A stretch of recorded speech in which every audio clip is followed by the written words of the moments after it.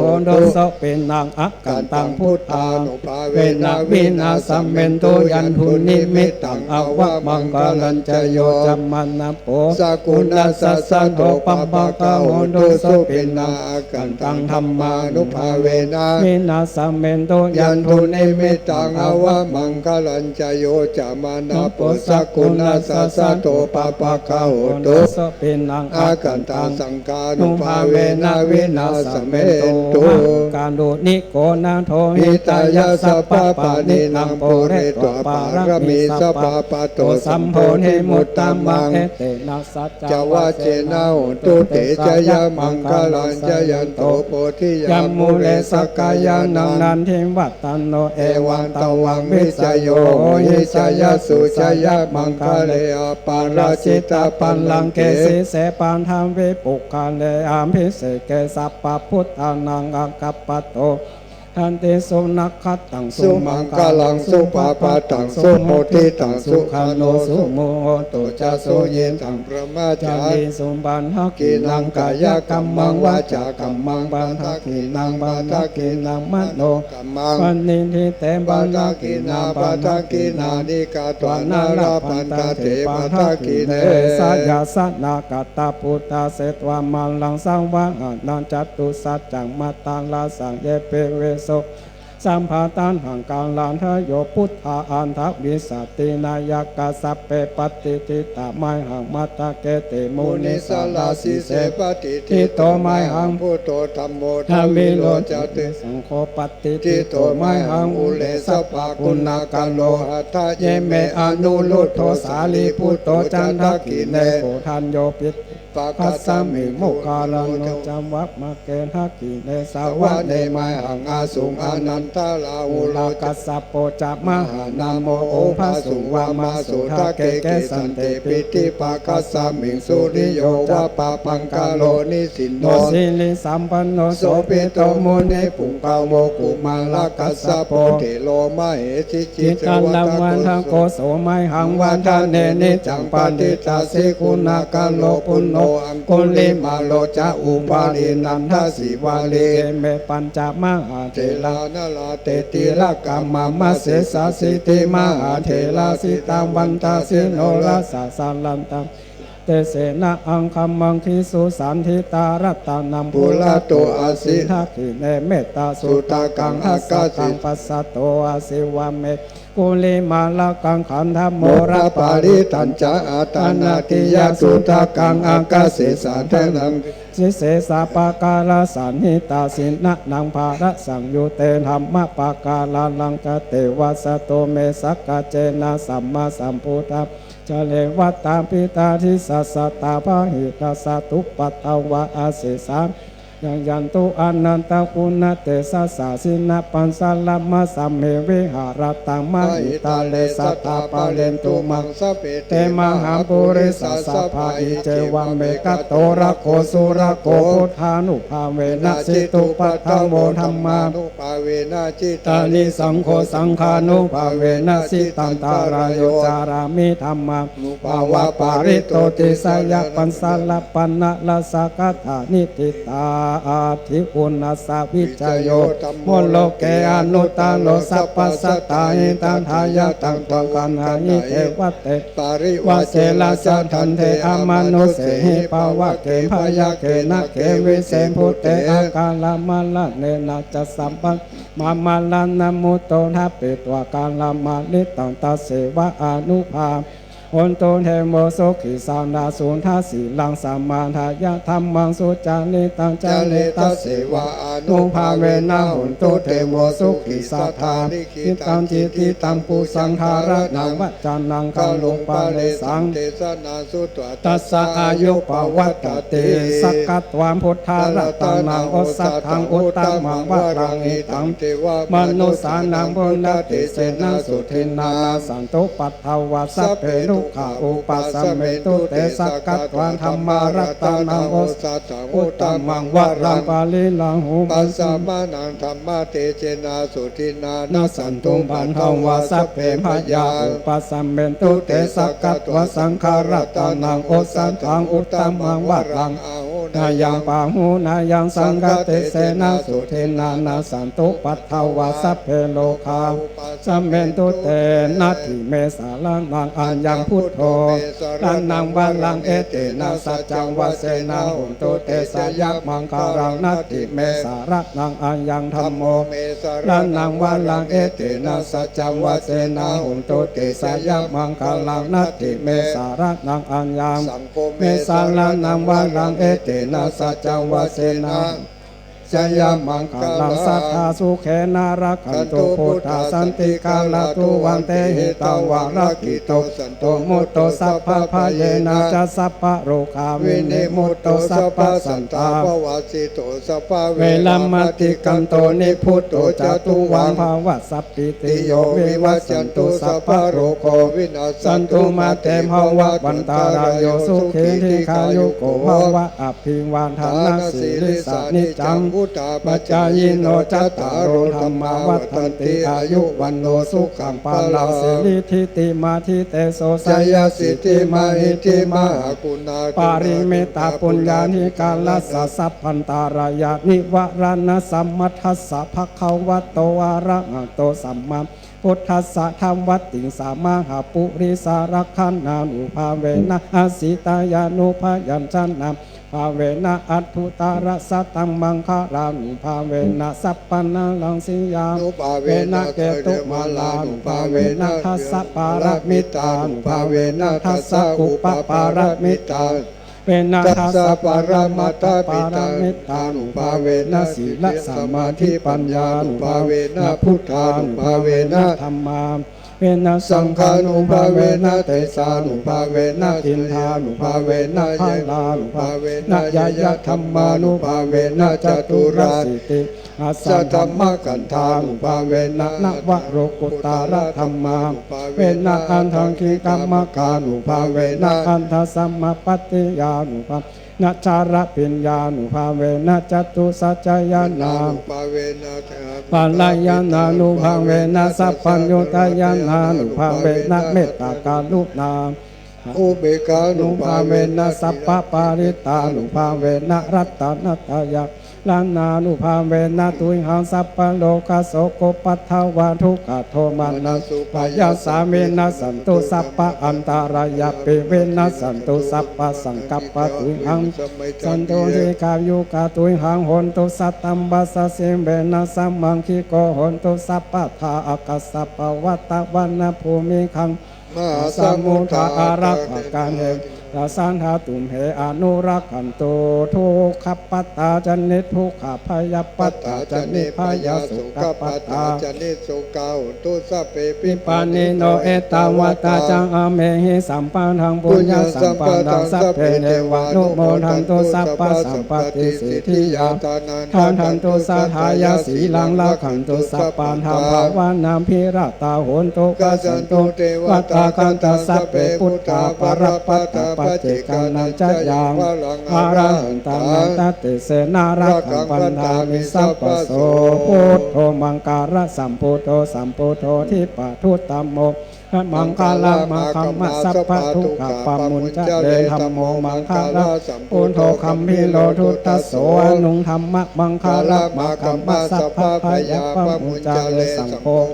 ละสัมพุทโธทัพพินายโยอนุตตโรสังฆมังคาลามาคัมมัสสัพพะโรคาปะมุญจเดสุโขพุทธานังอุปาโตสุขาสัทธรรมเทศนาสุขัง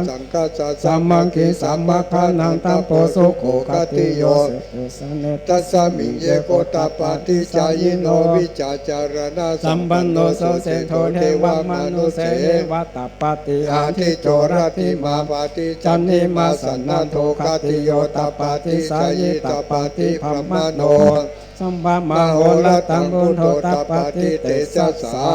โรขยาปาระมาลาปาสันตุติปาระมังทานังวิสัสสาปารมายาตินิปานังปารมังสุขังสาธุ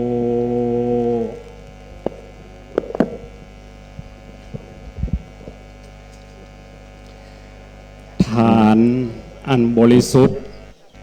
ตีท่านทั้งหลายได้จัดแจงแต่งดาอย่างปราณีตบรรจงจักได้เป็นทานอันบริสุทธิ์ก่อนถวายพระสงฆ์สังฆะผู้เป็นเนื้อนาบุญพออาจารย์จักได้กล่าวสุมาควตารเป็นลำดับต่อไปสาธุกัสสะคาแต่สัปาวัตทุแก่ขวตานยามเมื่อศรัทธาผู้ฆ่าตั้งหลายได้กึดจัดการได้ห้างดาตานห่อเนียบบ่ได้เจตเอื้อยำแยงหนึ่งเขาแลหุงแกงบ่ได้ยำแยงยกย้ายเตียวตองพ่ายเดินกายของกินบ่ได้เล็งได้หยุดหย่อนได้กินเสียก่อนแล้วตาลลุนของตาลบ่ได้แบ่งปุนไว้เป็นส่วนมือใดรีบด่วนยุกเอาล้างพ้องก็มัวเมาลูกให้ลวดได้ด่วนดาตาลเร็วรีบการไข้แล้วลวดกราดแก้วบ่ได้สวยคัดสีว่าจีกรรมกำปากหล่อนผู้ขาต่างหลายได้ติเตียนพี่ขาหารเครื่องครัวตาลมีหลายหลากได้ออกปากว่าอันนั้นบ่ดีบ่งามผู้ค้าตั้งหลายก็กลัวเป็นน้ำเกาะเกี่ยวข้องโต๊ะแข่งห้องอบายบัดนี้ผู้ค้าต่างหลายก็ได้พร้อมใจกันสนงคงควายหาได้ยังเข้าตอกดอกไม้ใส่สู่มาขอเครื่องมหาเสตนารับโพดอนุญาโตดข้ามาขอจุ้งจักฮือได้บังเกิดเป็นมหาอุตตมาอันภาเสดบังเกิดเป็นเหือสะเปาคำลำประเสริฐเอามูลล่าศรัทธาผู้คาตั้งหลายฮือได้ฝึงฟังกำหน้าคือจันฟ้าและเนรปานจูผู้จูคนจูใหญ่น้อยใจยิงนั้นจุงจักมีเตียงแต่ดีหลีอิมินามาทุสิทาบูภาราชาสุมาการวะตานังสปาริวารตานังกายกัมมังวาจีกัมมังมโนกัมมังสันจิจาโตสังอาสันจิจาโตสังอาติตาโตสังปัจจุปนาโตสังสปังโตสังขามันตุโน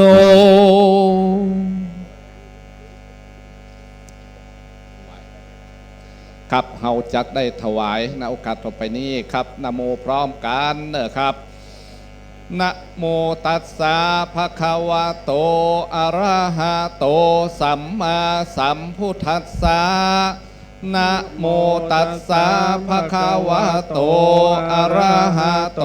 สัมมาสัมพุทธัสสะนะโมตัสสะภะคะวะโตอะระหะโตสัมมาสัมพุทธัสสะอิมานิมายังพันเตทัตตานิสปาริวารานิภิกขุสังคัสสะโอโนชยามะสาธุโนพันเตภิกขุสังโฆอิมานิทัตตานิสปาริวารานิปาติคันหาตุอัมหากามภิคารตังหิตายะสุขา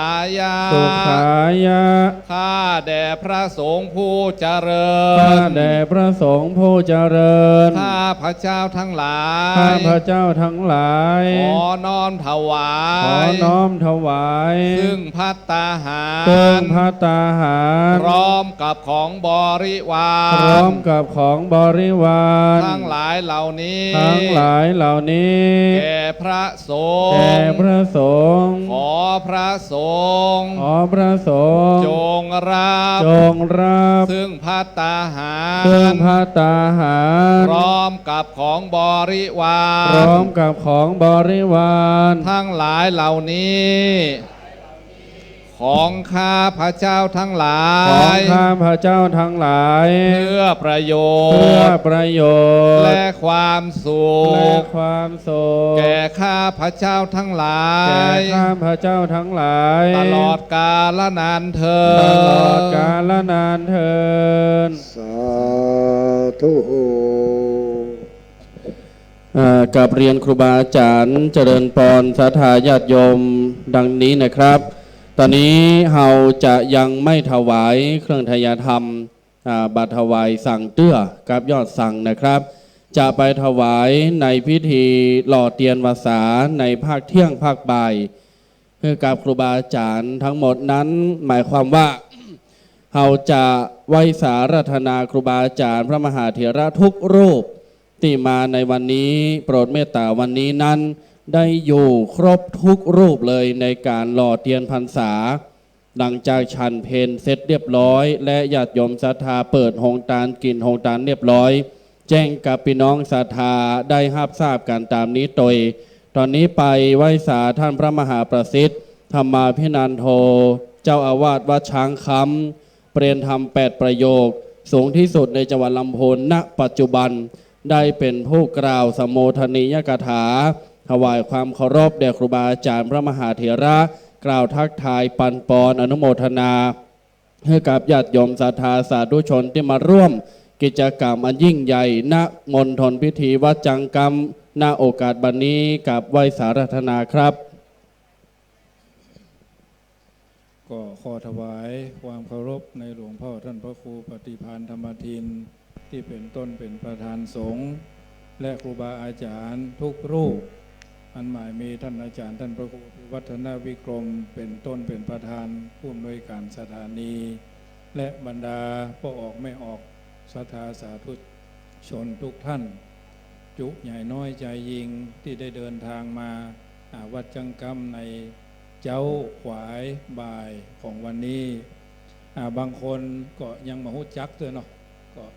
แสดงตัวอย่างน้อยบางคนก็หู้จักแล้วนะก็ยินดีนะดีใจ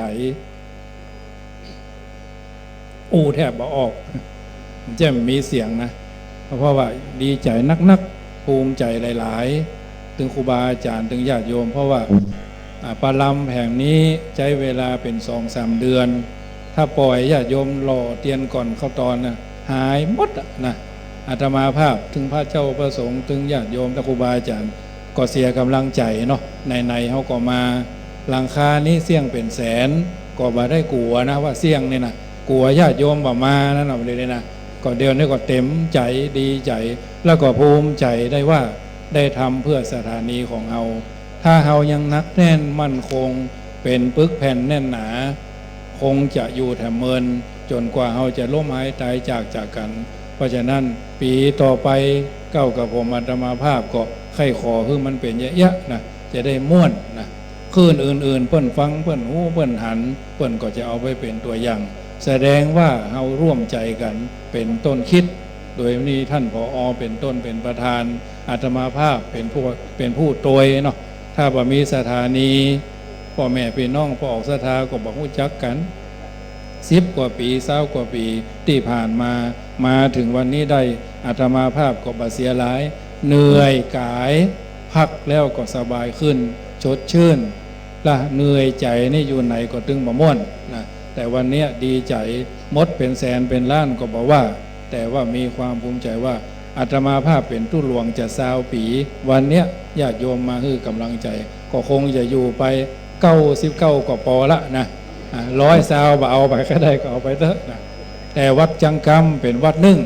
ที่อาศัยญาติโยมช่วยกันมาโดยตลอดถ้าบ่มีวิทยุมาช่วยเราก็คงจะไม่ได้เจอกันถ้าไม่มีท่านอาจารย์ท่านพระครูอภิวัฒนวิกรมและครูบาอาจารย์ทุกรูปที่เป็นพระจักรในรายการทั้งหนุ่มทั้งน้อยนะหมู่อาตมาภาพนี่ก็ไปตามวัยเนาะครูบาอาจารย์ที่นั่งตามลำดับนั่นก็จะไปตามวัยเหมือนกันแต่วันนี้มีหลวงพ่อท่านพระครูปฏิภาณธรรมทินสมชื่อสมราชทินนามที่ในหลวงเปิ้นพระราชทานวันนี้เก้ากับผมอาตมาภาพในนามของเจ้าของที่งานเลี้ยงย่อมมีการเลิกลางานในทางพระพุทธศาสนาย่อมจะมีข้อบกพร่องถ้าทำงานแล้วบ่มีข้อบกพร่องแสดงว่าเราบ่เคยเนี่ยการอย่างสักอย่างนะเพราะฉะนั้นสถานที่รอเตียนก็มีอยู่ตรงนี้ป้อจายขึ้นขวาขึ้นซ้ายลงซ้ายแม่ยิงขึ้นขวาลงขวานะเป็นที่อยู่เป็นที่อาศัยใจฟากสุมาเด้อใส่แคปใส่เกิบใส่รองเท้าขึ้นได้เลยขึ้นทอเฉยๆนึ่งก๊อกได้เก้าเล่มรอไปเรื่อยๆไม่ต้องห่มนะไม่ต้องขยับขยื่นนั้นรอกันไปเรื่อยๆสุดท้ายมาตรงเวะนะขึ้นหัวลงใต้อย่าอี้เหมือนกันหมดถ้าบ่ารอก็บ่มีโจกนะวันพุธนะถ้ารอก็มีโจกนะอันนี้ในนามของเจ้าอาวาสวัดจังกำเลขที่วัด278รอวันที่30จุดคิดเอาเองนะตู้หลวงออกไปแล้ว55นะแต่วันนี้บอกว่าอาตมาภาพก็ว่าไปตามกระแสเนาะเพราะฉะนั้นเก้ากับผมในนามของเจ้าอาวาสอาตมาภาพในนามของเจ้าอาวาสก็ขออาราธนาเอาสิ่งศักดิ์สิทธิ์ของวัดจังกำ162 ปีตลอดจนบุญกินบุญทานของครูบาอาจารย์ทุกรูปที่เป็นพระจัดนักรายการก็ดีมาร่วมก็ดีส่งเสริมก็ดีก็ขอให้อยู่เย็นเป็นสุขอายุมั่นขวัญยืนสิ่งใดที่มันขาดตกบกพร่องในนามของเจ้าอาวาสก็ขอรับไว้แต่เพียงผู้เดียว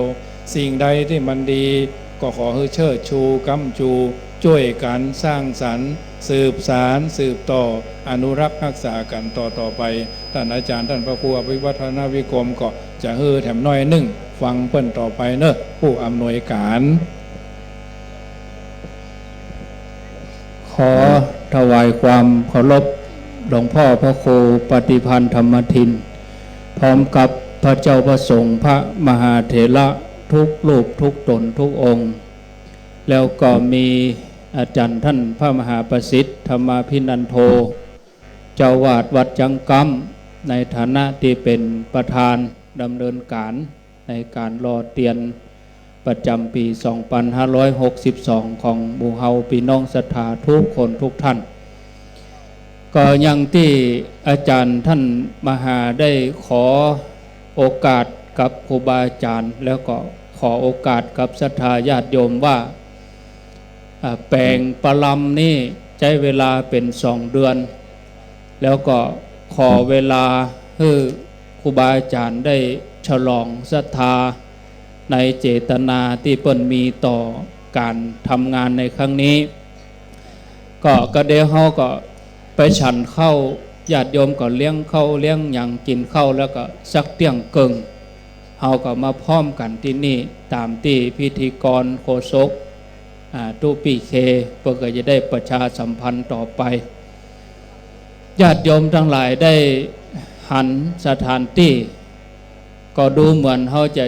ได้ใจเป็นปีเนาะแต่เขามานั่งนี่บักถึงเกิงวัน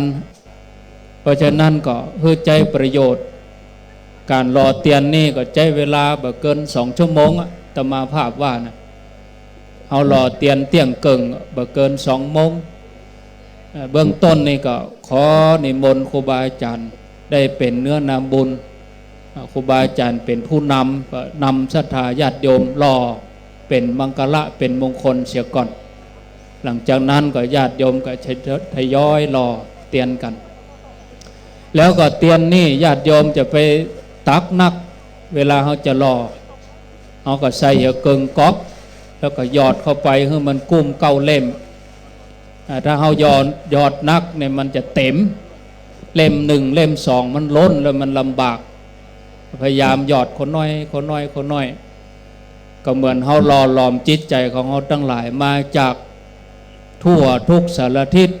ตึงเชียงใหม่เชียงไฮ้ตึงลำปูนลำปางแล้วเป็นที่น่าอนุโมทนาญาติโยมอยู่ตังหัวนังเวียงก็สถานีวิทยุวัดฝายหินมช.เชียงใหม่เปิ้นหันความตั้งใจของหมู่เฮาเปิ้นถ่ายทอดเอาจนพิธีแล้วตั้งเมื่อ7 โมงมาแล้วพิธีแล้วมาใดเพื่อก็จะสิ้นสุดถ่ายทอดมาอันสถานี 104.50 วัดฝายหินถ่ายทอดคือคนที่เปิ้นบ่ได้มาได้ยิน91เฮานี่ตัวญาติโยมที่เป็นเจ้าภาพยอดสั่งถึง90กว่าลายนั่นก็ขอตั้งอกตั้งใจแม่ตอนเบิ้นเฮาก็ก้อยเกณฑ์ญาติโยมที่จะไปร่วมเดินทางอาตมาได้จัดเรื่องรถเรื่องเบอร์ก็ประมาณ 80% ที่บ่ได้มาเอาเบอร์แจ้งเตียอาตมามี94ที่บ่ได้มาเอาเบอร์ประมาณ20กันเฉพาะรถตู้นะ94กันละ10 คนก็940บวกท่านมหาประสิทธิ์แถม29กันอันนี้ยังบวกตั้งขึ้น104ยังบวกที่96ด้วยนะโดยสุเทพกับที่วัดไฟหินเพิ่นยังจะเปาะมาแถมอยู่อันนี้ก็ขอให้หมู่เฮาได้เป็นน้ำหนึ่งใจเดียวกันรอล้อมจิตใจเหมือนเฮารอเตียนนะเป็นอันหนึ่งอันเดียวกันแล้วก็เฮาก็จะได้แสดงสัญลักษณ์ว่าเจ้าพุทธเฮาฮักกันสามัคคีกันบริเวณบริวารบริหารบริการแล้วก็บริบูรณ์บริเวณท่านมหาวันก่อนวันนั้นอาตมาพอโอ้ยะการยังพระน้อยตัวดำขี้ตี้ ยกขวายกหยังยะการโดยพระน้อยเนี่ยยกเก้าอี้ยกโต๊ะลาดตำราโอ้ตู้หลวงกันนี่เอาผ้ามาเจ็ดมาถูอันนี้คือบริเวณเพิ่นตั้งใจจะทำบริเวณบริวารก็คือลูกศิษย์ลูกหาพระเนนศรัทธาแล้วหมู่เฮานี่ตัวเป็นบริวารหนุนกันหนุนก่อเกื้อหนุนกันบริหารก็จะต้องกึดเขาจะเอาศาลาที่ไหนเอาตองดีกาเอาคาดีกาอันนี้เป็นเรื่องบริหารทั้งนั้นเอาเต็นดีกาก็กลัวศรัทธาฮ้อนถ้าเป็นเต็นนี่ญาติโยมทั้งหลายนี่แอนมดไปเลยนี่ขวดเข็ดนี่อันนี้เพิ่นเอาตองนี่เย็นวันนี้อันนี้มันต้องบริหารหมดกึดหมดศรัทธาญาติโยมข้อหัวอกตู้หลวงบดตึงกินตึงยังห้องน้ำสปะเนาะอันนี้เขาอยู่กับเปิ้นนี่เฮ้มันแล้วพิธีเปิ้นขออยู่เขาก็อยู่เนี่ยเอาใจเปิ้นบริเวณบริวารบริหารบริการลงทานลงเทินญาติโยมเข้าใจเอาน้ำคนนั้นหู้เรื่องนั้นคนนั้นนี้หู้เรื่องนี้ก็เอานั้นเอานี้มาเรื่องน้ำเรื่องอาหารช่วยกันตัวญาติโยมที่เป็นผู้นำบุญก็ช่วย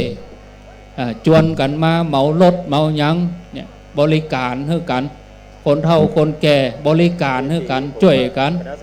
นี่แล้วมันถึงจะบริบูรณ์เขาจะบริบูรณ์ก็ต่อเมื่อ 3-4 โมงเนี่ยบึดท่านมหาก็จะง่อมหาศรัทธาโอ้พอนั่งทุเจ้าเนี่ยเป็น30 ปลายบ่ศรัทธาเก้าอี้นี่เต็มหมดเนี่ยมาแบบบ้านเราศรัทธาแต่กี้โฆษกเพิ่นประกาศเก้าอี้บ่ปอเน้อเกียมมาปัน7บ่ปอเก้าอี้บ่นั่งเต็มหมู่ทั้งนอกทั้งหยังนั่งศาสตร์ก็มีนั่งปื้นก็มีนี่เนี่ยบริบูรณ์จะบริบูรณ์แหนมกรรมกับปะญาติโยม 3-4 โมงเขาปีกถึงบ้านแล้วเขานึกถึงบรรยากาศในวันเนี้ยม่วนอกม่วนใจเนาะอันนี้ก็ขออนุโมทนากับขอบพระคุณครูบาอาจารย์ทุกลูกทุกตนในตำบลมะกอกในอำเภอป่าซางและตำบลใกล้เคียงที่มาช่วยงานพร้อมกับครูบาอาจารย์ที่จัดรายการบอกว่าจะเป็นตั้งเวียงเป่าบอกว่าจะเป็นตั้งดอยหล่อสันปะตองแม่วาง ได้เป็นเนื้อนาบุญนำปาศรัทธาญาติโยมมาในวันนี้ขออนุโมทนากับศรัทธาญาติโยมทุกท่านทุกคนที่มาในวันนี้แล้วก็ที่ฟังสถานีอยู่ที่บ้านบุญกุศลที่ครูบาอาจารย์ได้สละเวลามาบุญกุศลที่ศรัทธาญาติโยมได้สละเวลามาก็ขอให้เป็นพระอานิสงส์กำจูหนุนให้ครูบาอาจารย์ทุกรูปจงเป็นห่มโพห่มไทรในพระพุทธศาสนาเป็นที่ปึ่งของพระออกไม่ออกศรัทธาต่อไปเพื่อกำลังใจญาติโยมทุกท่านในการที่จะประกอบการกุศลที่จะเกิดขึ้นแถมบักกี่ชั่วโมงไปตั้งหน้าขออนุโมทนาอายุวันโนสุขังปลัง กับขอบพระคุณท่านพระครูพิวัฒนวิกรมและท่านพระมหาประสิทธิ์เป็นอย่างสูงนะครับเรียนครูบาอาจารย์เจริญพรญาติโยมศรัทธาสาธุชนอดใจแหมสัก3 นาทีป่ายน้อยเน้อญาติโยมศรัทธาเน้อตอนนี้ไปเราจะได้รับชมบนเวทีเป็นการแสดงหน้าตาลีลาฮักห้อยส้มเป็นการฟ้อนประกอบเพลงศีล5เพื่อถวายแด่ครูบาอาจารย์แล้วก็จะได้ต้อนรับศรัทธาญาติโยมทุกท่านทุกคนที่มาวันนี้ไผ่ที่มาวันนี้ได้กำไฮไผ่ที่บ่ได้มาแล้วเปิดวิทยุได้ยินกระเสียงบ่ได้กำไฮเนอร์พุทธตื่นพี่น้องศรัทธาไผ่ไข่หานก็เข้าใจมาว่าจังกรรมอาลาต่อไปนี้เจิญด้านดังหลายหลังจากที่รับชมการฟ้อนศีล5ถวายครูบาอาจารย์และตอนรับญาติโยมเสร็จศรัทธาเสร็จสับเรียบร้อยจะนิมนต์ครูบาอาจารย์ได้ฉันพระทหารเพลบนวิหารนะครับและญาติโยมศรัทธาจะกินข้าวโดยกันแบบโรงทานเนอะตะกี้นี่คณะกรรมการส่งซิกมาว่าโฮงทานเดี๋ยวก็ก๋วยเตี๋ยวโฮงเดียวพวกนั้นประจะเชี่ยงละอีกบะมี60 กว่าโฮง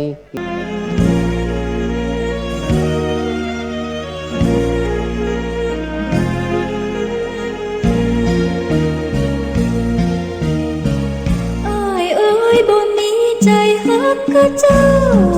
แล้วเนาะ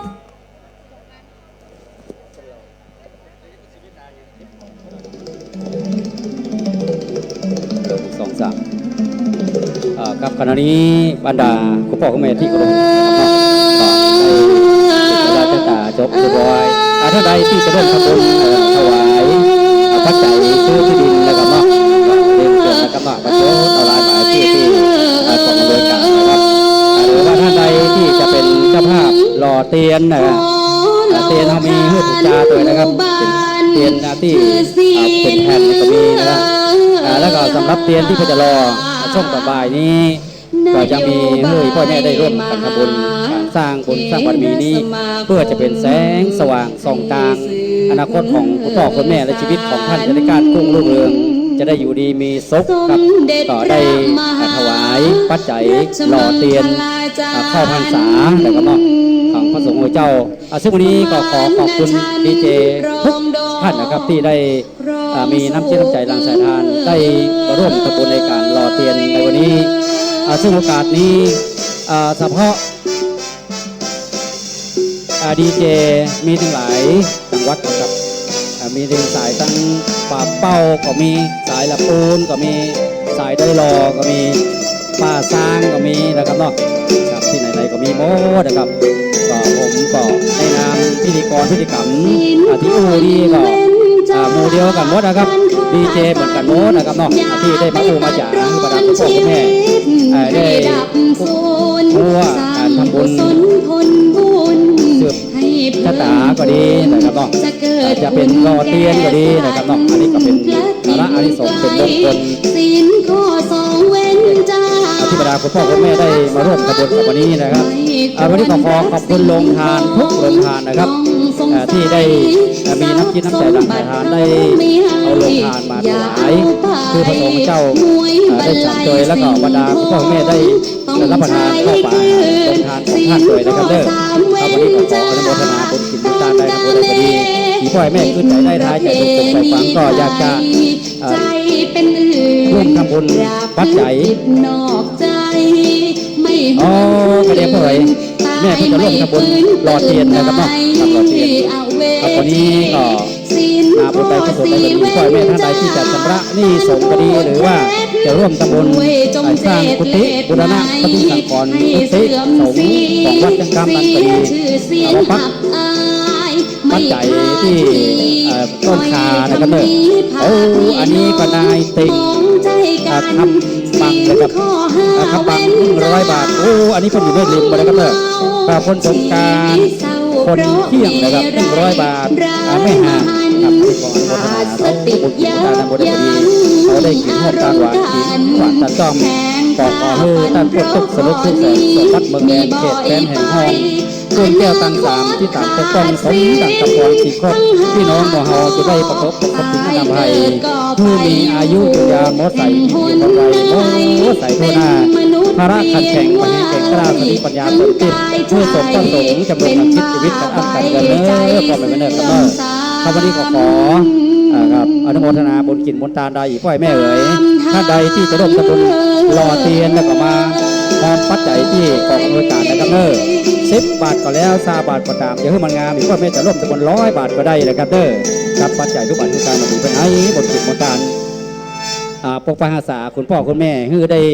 มีความสุขมีความเจริญหิมาก้าขึ้นนะครับบุญกินบุญทานที่พ่อแม่ได้รับเมตตาจากพระเดชพระคุณท่านครูบาอาจารย์ได้มาสืบราชตาให้พ่อแม่และตลอดถึงบรรดาพ่อแม่พี่น้องที่ได้รับโมทนาที่ได้ถวายโรงทานเป็นทานในวันนี้ขออนุญาตครับตอนนี้ครูบาอาจารย์กำลังจะขึ้นไปฉันเพลบนวิหารนะครับไหว้สาทุกรูปแล้วก็เจิญโคศกเจิญสาธาญาติโยมกินหงตาลเนวันนี้มีก๋วยเตี๋ยวจากแม่บ้านวัดจังกามท่านอาจารย์ประสิทธิ์ทุ่มวันค่ำเนวันนี้นะก๋วยเตี๋ยว150 กิโลวันค่ำเลยนะครับเนเจิญเจิญเอาละเจอนะครับเนาะก๋วยเตี๋ยวกดโต๊ะเป็นหลายร้อยกิโลนะครับอันนี้ไม่เอ่ยอันนี้ก็อาจารย์เพลินพิษทิพย์พฤกษ์นะครับบ้านแป้นอำเภอเมืองจังหวัดอุบลถวายทานทำบุญหล่อเตียนข้าวภาษา100 บาทนะครับคุณฉไน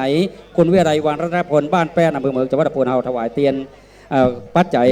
100 บาทครับอาจารย์เพลินพิษเหมือนกันนะครับทิพย์พฤกษ์นะครับบ้านแป้นอำเภอเมืองถวายทานค่าน้ำก้าวไฟทำ100 บาทนะครับครับอันนี้ก็ร่วมตำบลครอบครัว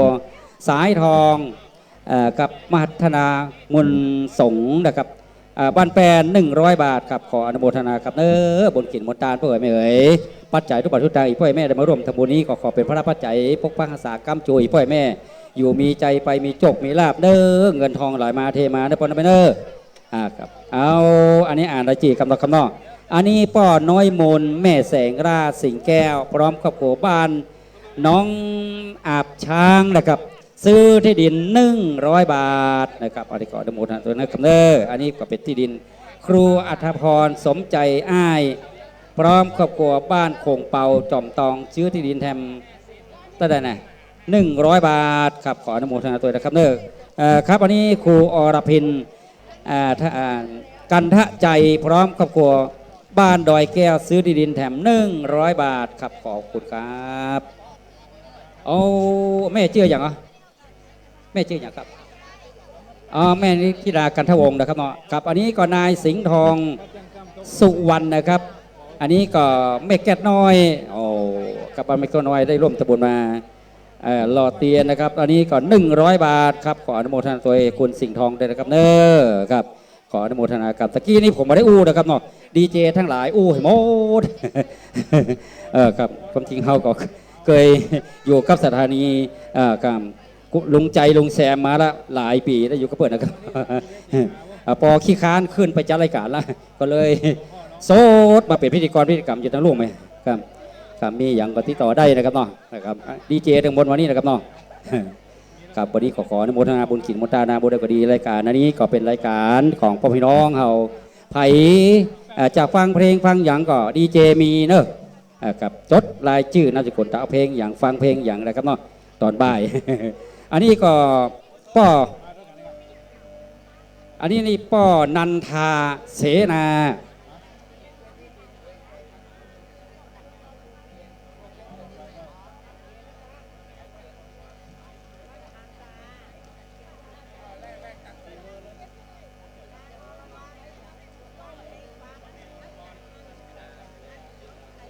เอา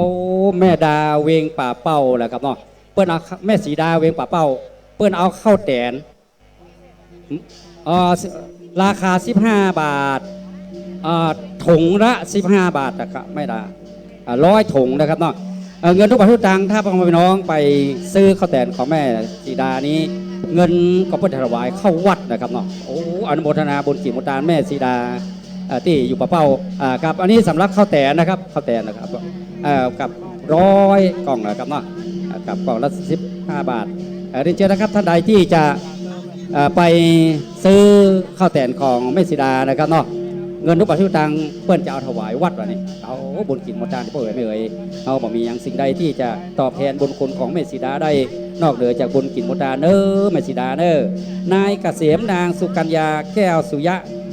ครับร่วมทำบุญหล่อเตียน100 บาทนะครับเนาะครับอันนี้ก็แม่รัตดากันทวงบ้านปงทวีนะครับเนาะครับอันนี้ก็เวงปะเป้า100 บาทนะครับเนาะขออ่านรายชื่อนะครับเนาะอ๋อขี้พึ่งเอาไว้นี่เนี่ยครับเอาไว้ที่นี่ครับเนาะครับ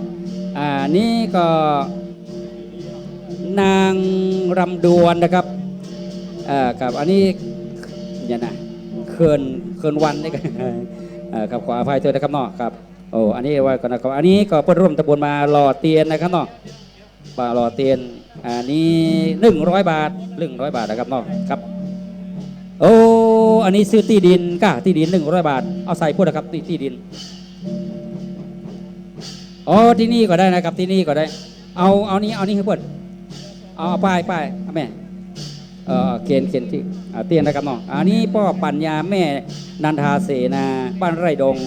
อันนี้เป็นที่ดินนะครับ100 บาทนะครับที่ดิน100 บาทนะครับเนาะครับอันนี้ก็นางอาท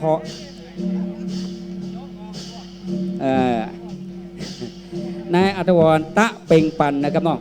อันนี้ก็อารามห้วยน้ำดินก็เด็กครับรวมทำบุญมาอันนี้ก็เป็นเงิน100 บาทครับผม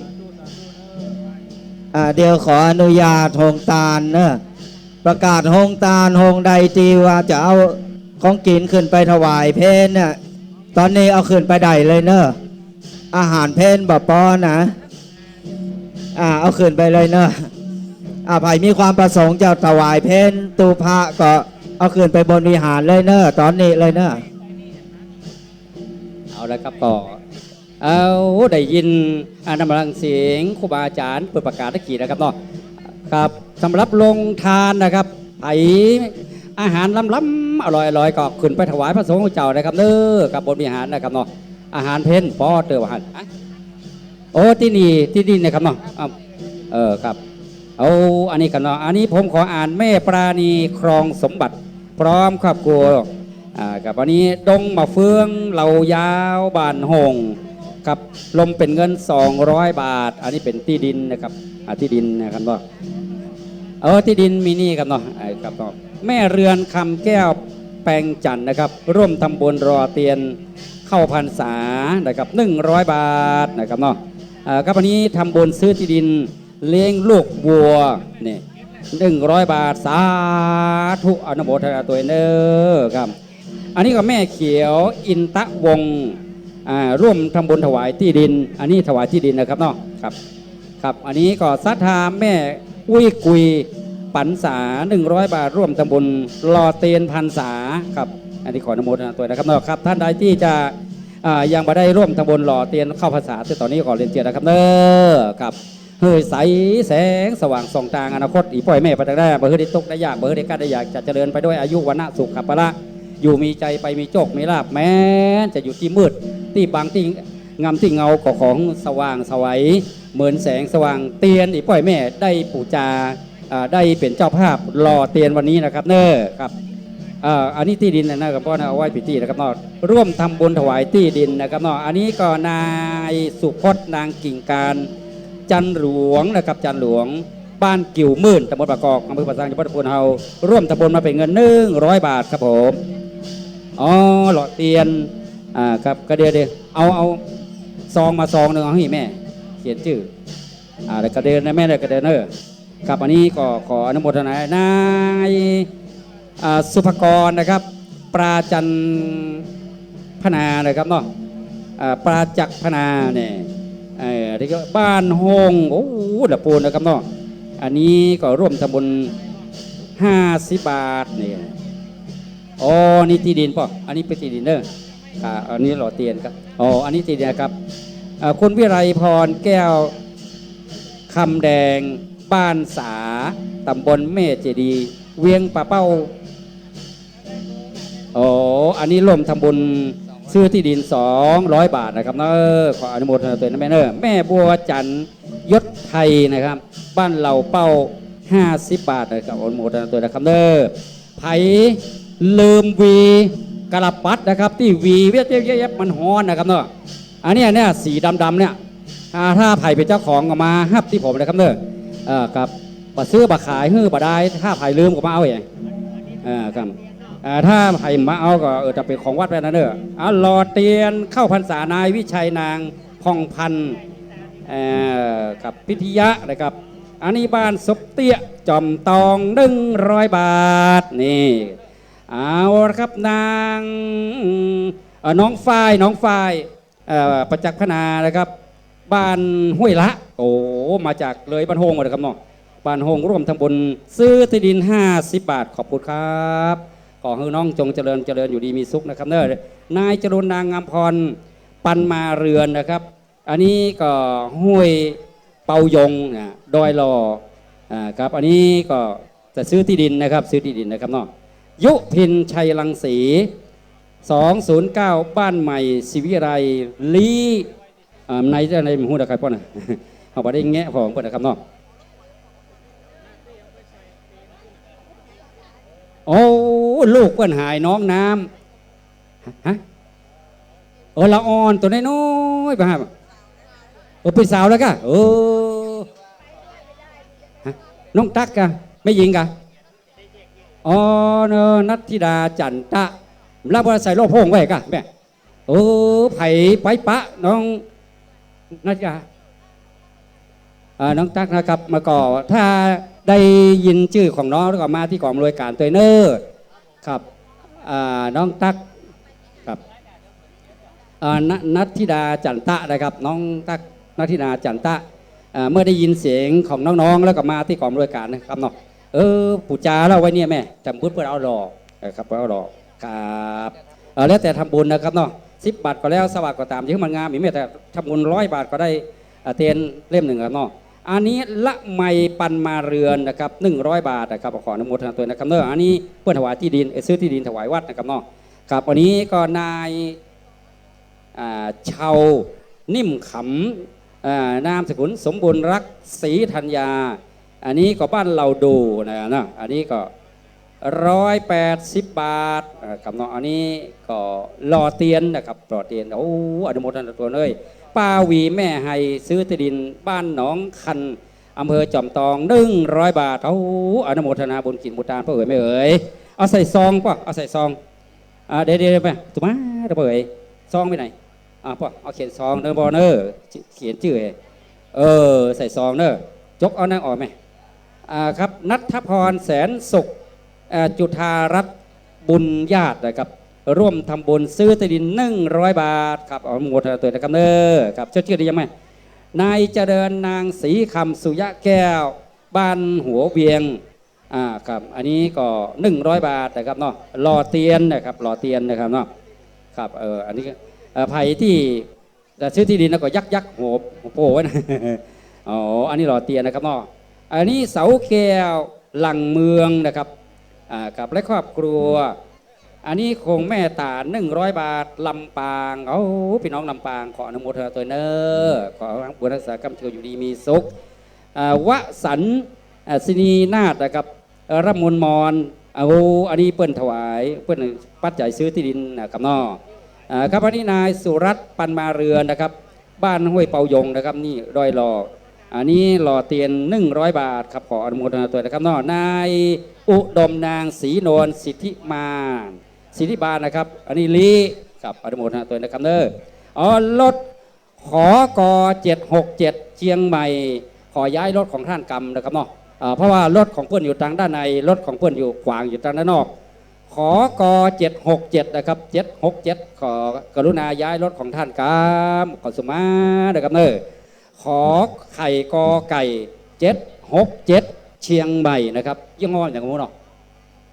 ครับอันนี้ก็รถของท่านอยู่ทางด้านนอกรถเปิ้ลอยู่ทางด้านในเปิ้ลจะปิกบ้านแล้วจะมาได้ปิกเตื้อประเด็นนี้นะเปิ้ลมาขอกอมหน่วยการประกาศประสานบ้านฮือขอกรุณาย้ายรถของท่านครับขอสมาเตเนอร์ขอไข่กอไก่767เชียงใหม่ครับขอกรุณาย้ายรถของท่านครับขอบคุณครับขอบคุณครับเนอร์เอาที่ดินครับไทยชีวิตวัวควายหล่อเตียนอันนี้เป็นเงิน300 บาทอันนี้ก็ซื้อที่ดิน100 บาทไทยชีวิตวัว100 บาทชีวิตวัวควายนะครับแล้วก็รอเตียนแถมนะครับ3อย่างนะครับเป็นเงิน300 บาทโอ้อนุโมทนาตัวนะครับเนอะอ่านกันมาอ่านนี่คือกันโอ้ว่ามันเป็นละก่อนเนาะอันนี้คือเขตคนเข้าล่ำเดือดนี่ล่าเนาะแล้วซื้อที่ดินนะครับเนาะเด็กหญิงเกวรินขัดวิชัยร่วมทำบุญ40 บาทไอ้อย่างซื้อที่ดินซื้อที่ดินนะครับเนาะครับวันนี้ก็แถมซื้ออันนี้ก็ซื้อที่ดินเหมือนกันนะครับนายสมบัตินางทัศนีหมื่นแดงกิวแลป่าเป้าบ้านกาดแม่วางเชียงใหม่100 บาทซื้อที่ดินขออนุโมทนาตัวเนอเกิดมาพบใดก็ขอมีที่ดิน1,000 ไร่นะครับไว้กับเนื้อกับตัวครับบางคนบางท่านบ่มีที่ดินอยู่นะครับบ่มีที่ดินปลูกบ้านแปลงเฮือนอยู่นะครับก็เลยบ่มีนะครับไปอยู่กับบ้านเพื่อนเมืองเพื่อนว่ากับที่ดินเพื่อนว่ากับนอนถ้าได้ตานที่ดินที่นี่นะคือกับวัดจังกรรมนี่นะต่อไปพบหน้านี้ท่านจะมีที่ดิน1,000 ไร่ต่อ1 ท่านนะครับน้อง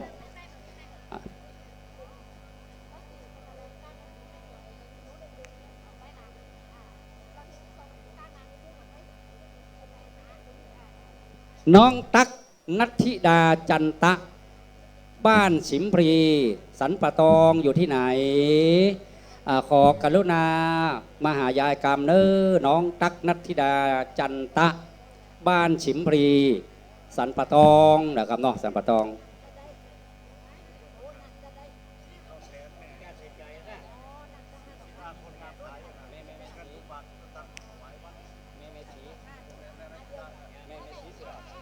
เอาละครับเป๋า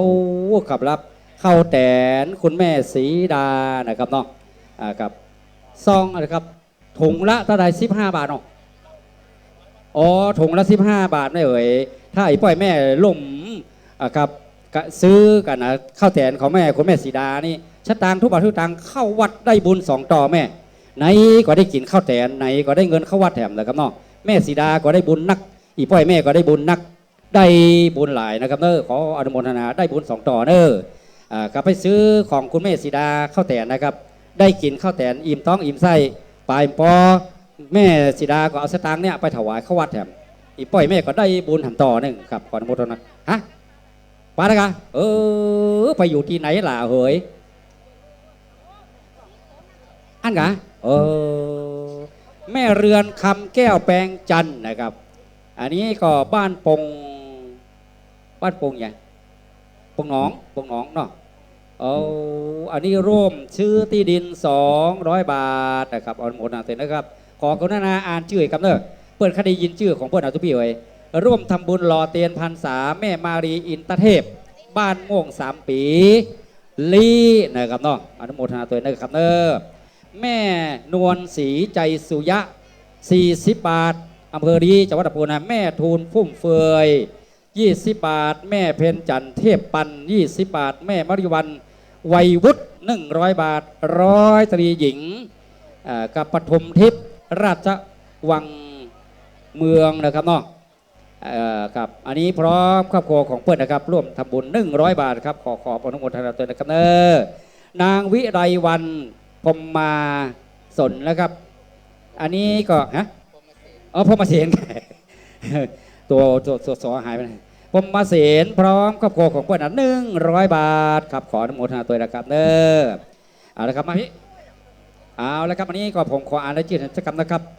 ป้อเสานะครับอันนี้กายสุขนะครับเนาะครับอันนี้บ้านล่อมกูป่างิ้วนี่ครับ อันนี้ร่วมทำบุญมา40 บาทขออนุโมทนาตัวนะครับปดเท่าเมื่อแรงนี่หมดเลยกันนะป้อเสากัดซื้อยาใสบ้านร่องกูครับอันนี้ซื้อที่ดินนะครับซื้อที่ดิน100 บาทขออนุโมทนาตัวนะครับครับอันนี้ก็ร่วมทำบุญซื้อที่ดินนางเบญจวรรณนสรัชนีวรรณนะครับปัญโยมาจากลำปาง200 บาทขออนุโมทนาครับอันนี้ก็ป้อบุญเย็นกับวิชาญเถินนะครับบ้านหนองบัวแม่อะไรอย่างแม่ขจารเนาะโอ้ครับมาไก่นะครับเนาะ100 บาทรอเตียนโอ้อนุโมทนาตัวนะครับ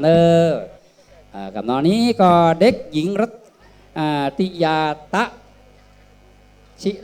สังวานนะครับจิสังวานอันนี้ลายต้าครับอันนี้ก็ร่วมทำบุญนะครับ20 บาทขออนุโมทนาครับกับนายคำนางขันแก้วเครื่องชนันเครื่องชนันเพิ่นเขียนนี่นะครับคนเขียนบริอ่านคนอ่านบริเขียนขอสุมาตัวเนอรอเตียนนะครับ20 บาทนี่ครับเอารอเตียนกันเอาอนุโมทนาตัวนี้ไปอ่านนะครับเนาะอันนี้ก็คุณบุญยุทธชนานางกัญญาหมีคณะกันเนาะโอ้อันนี้ซื้อที่ดินหรือรอเตียนแถมนะครับบ้านดอยหล่อบนร่วมปัจจัย100 บาทนะครับขออนุโมทนาตัวนะครับครับโอ้บุญกิมุตานาบุญได้ก็ดีอันนี้นายวีระจิตนางแขกแก้วอันนี้ชัยกันทะเนี่ยอันนี้เวงป่าเป้าบริจาค100 บาทรอเตียนเนี่ยกับอันนี้เอาซื้อที่ดินครอบครัวของนางอภิพัฒน์ศักดิ์นางบงกฎเจริญคุบนะครับเนาะบ้านตุ้งโป่งเหล่ายาวบ้านโฮงนี่อันนี้ซื้อที่ดินร่วมทำบุญซื้อที่ดินนะครับโอ้อนุโมทนาพ่อไม่ไผ่ซื้อที่ดินถวายวัดเนี่ยได้บุญนักได้บุญหลายบ่มียังกลับมาเต้ามาเพียงบุญกินบุญตันนักแน่นไปเหมือนหินเหมือนทรายเหมือนปูนเหมือนดินนะครับเนาะโอ้ครับเนาะแม่ร่วมทำบุญรอเตียนพ่อพิพัฒน์ศักดิ์แม่บงกฎนะครับเจริญคุกเนี่ยศักครับอันนี้บ้านต้งโป่งเหล่ายาวบ้านโฮงนะครับเนาะครับอันนี้ก็ได้อ่านรายละเอียดไปครับกำเลยครับครับอันนี้ก็รอเตียนนางพัดใสโอ้พองใสนะครับเนาะคนสมาตัวเนี่ยนิปุณะนี่นี่ปุณะเนาะอ่านพี่เนาะได้ร่วมตำบลรอเตียน100 บาทครับขออนุโมทนาตัวนะครับอนสกนิพาชัยบุตรนะครับเนาะอันนี้ก็ร่วมทำบุญ100 บาทซื้อที่ดินนะครับเนาะขออนุโมทนาตัวอันนี้ก็รอเตียนนะครับเนาะป้อพระเนี่ยครับพันเหมือนอย่างนั้นแม่เกศรพันเทพไปกับแม่เกศรกับอินทนุพร้อมลูกหลานทุกคนบ้านตุ้งโป่ง50 บาทนี่อันนี้ก็รอเตียนป้อสว่างคำน้อย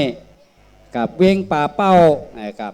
เชียงราย100 บาทรอเตียนโอ้เดี๋ยวพ่อเอาเตียนครับอันนี้ก็มันลิกาคำชุมภูกับอันนี้บ้านใหม่มัทราพัฒนาแม่จีดีเวียงป่าเป้าเชียงไฮ้กับอันนี้ก็ได้ร่วมทำบุญรอเตียนเข้าพรรษานะครับเนาะครับอีแม่ไผ่ยังมาได้ซองเด้อมาเอาที่พ่อที่ดีเจนะแม่จันนามสกุลทาตะแม่เอกาเนาะอันนี้ซื้อที่ดินนะครับเนาะ100 บาทขออนุโมทนาตัวกับวันนี้ก็นายประสิทธิ์นางแสงวรพร้อมครอบครัวกับอันนี้ก็บ้านดอยหล่อนะครับ100 บาทครับกับน้องตั๊กมาแล้วเนาะเอาละครับจรุนอัมพรปันมาเรือนบ้านห้วยเปายงกับร่วมทำบุญรอเตียน100 บาทนี่โอ้ครับกระเด็นครับกระเด็นนะผมอ่านรายชื่อกันนะครับน้อครับแม่อุ้ยดีใจแก้วร่วมทำบุญซื้อที่ดินถวายวัด200 บาทบ้านป่งหนองเวียงป่าเป้านะครับเนาะ ขอให้แม่เจริญอยู่ดีมีสุขขอให้บุญกินบุญทานปกปักรักษาแม่เหมือนอย่างแผ่นดินปกปักรักษาบุญกินบุญทานแน่นหนาเย็นไปด้วยบารมีเนออภัยได้ซื้อที่ดินถวายวัดนะครับเนาะครับเปิ้นมีงัวหลายตัว เมื่อเดือนบางทีเปิ้นผมว่าเอางัวมัดที่ไหนได้ซื้อที่ดินกว้างไปแถมเพื่อเอางัวมัดนะครับเนาะกับงัวนะครับเนาะครับโอ้อนุโมทนาตัวเนอบุญกิจบุญนอสอขายแก้วอินทวงศ์ครับอันนี้ก็บ้านป่าซางน้อยนะครับเนาะอันนี้ก็ร่วมตะบุญซื้อที่ดิน100 บาทขออนุโมทนาสอขายแก้วอินทวงศ์ตัวเนอครับครับอันนี้ก็ขออนุโมทนาบุญกิจบุญทานนะครับเนาะป้อสมบูรณ์เมตตุมมาแสงวังคำนะครับแม่เอาน้อยนี่บ่ได้ตาตุ้มนี่บ่ได้นะครับบ้านเฮาเนี่ยครับ100 บาทอันนี้ซื้อที่ดินนะครับเนาะซื้อที่ดินนะครับเนาะแม่พัดวงปานวงโปน วงปานนี่ก็ครับมันเป็นปิศานี่ปิศาซื้อที่ดิน100 บาทครับขออนุโมทนาตัวแม่อุ้ยพอแม่จุ่มพรใจนาร่วมทำบุญซื้อที่ดินถวายวัด200 บาทบ้านปงหนองเวงปะเป้าเนี่ยกับวันนี้ก็อันนี้เคยจัดรายการวันนี้อยู่บ่ได้อันนี้อ่านหนังสือปกครองป้ออ้ายแม่บุญพร้อมครอบครัวนะครับไล่มนุษย์ ไล่มนุษย์นะครับเชียงใหม่นี่อันนี้ซื้อที่ดิน100 บาทนี่ครับเนาะครับวันนี้แม่ศรีวัยชัยมุกกับซื้อที่ดิน100 บาทครับขออนุโมทนาตัวเด้อกับอันนี้ซื้อที่ดินถวายวัดจำรัดฟองมูลลีกะ100 บาทขออนุโมทนาครับโอ้ซื้อที่ดินถวายวัดขออนุโมทนาตัวเด้ออันนี้ก็ป้อประเสริฐแม่เขียวกันทารักนี่ครับน้องอันนี้ก็ร่วมตำบลสันป่าตองกับนางรัตนาเรื่องทองไงกันอย่างเครื่องทอง อันนี้ร่วมตำบลมาตะไดผมนะครับ160 บาทโอ้อันนี้เนี่ยร่วมเนี่ยเรื่องทองไงกันเรื่องทองเนาะครับโอ้อันนี้ก็โอ้แม่ศรีวันงามดีใหม่พัฒนาแม่จำนง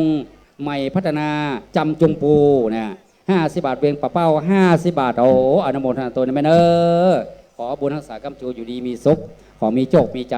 อยู่มีใจไปมีโชคมีลาภถูกหวยรางวัลที่1นะแม่เนอนางจันฟองสิทธิปัญญานี่อันนี้ก็พัชรีเวียงเป้าซื้อที่ดิน100 บาทขออนุโมทนาตัวเนอเราภายได้ซื้อที่ดินถวายวัดนี้ได้บุญนักได้บุญหลายเนอกับแล้วครับเอาละนางจันฟองสิทธิปัญญาครับอันนี้เป็นหล่อเตียนนะครับหล่อเตียน100 บาทครับ100 บาทเข้านิ่มกินก็ได้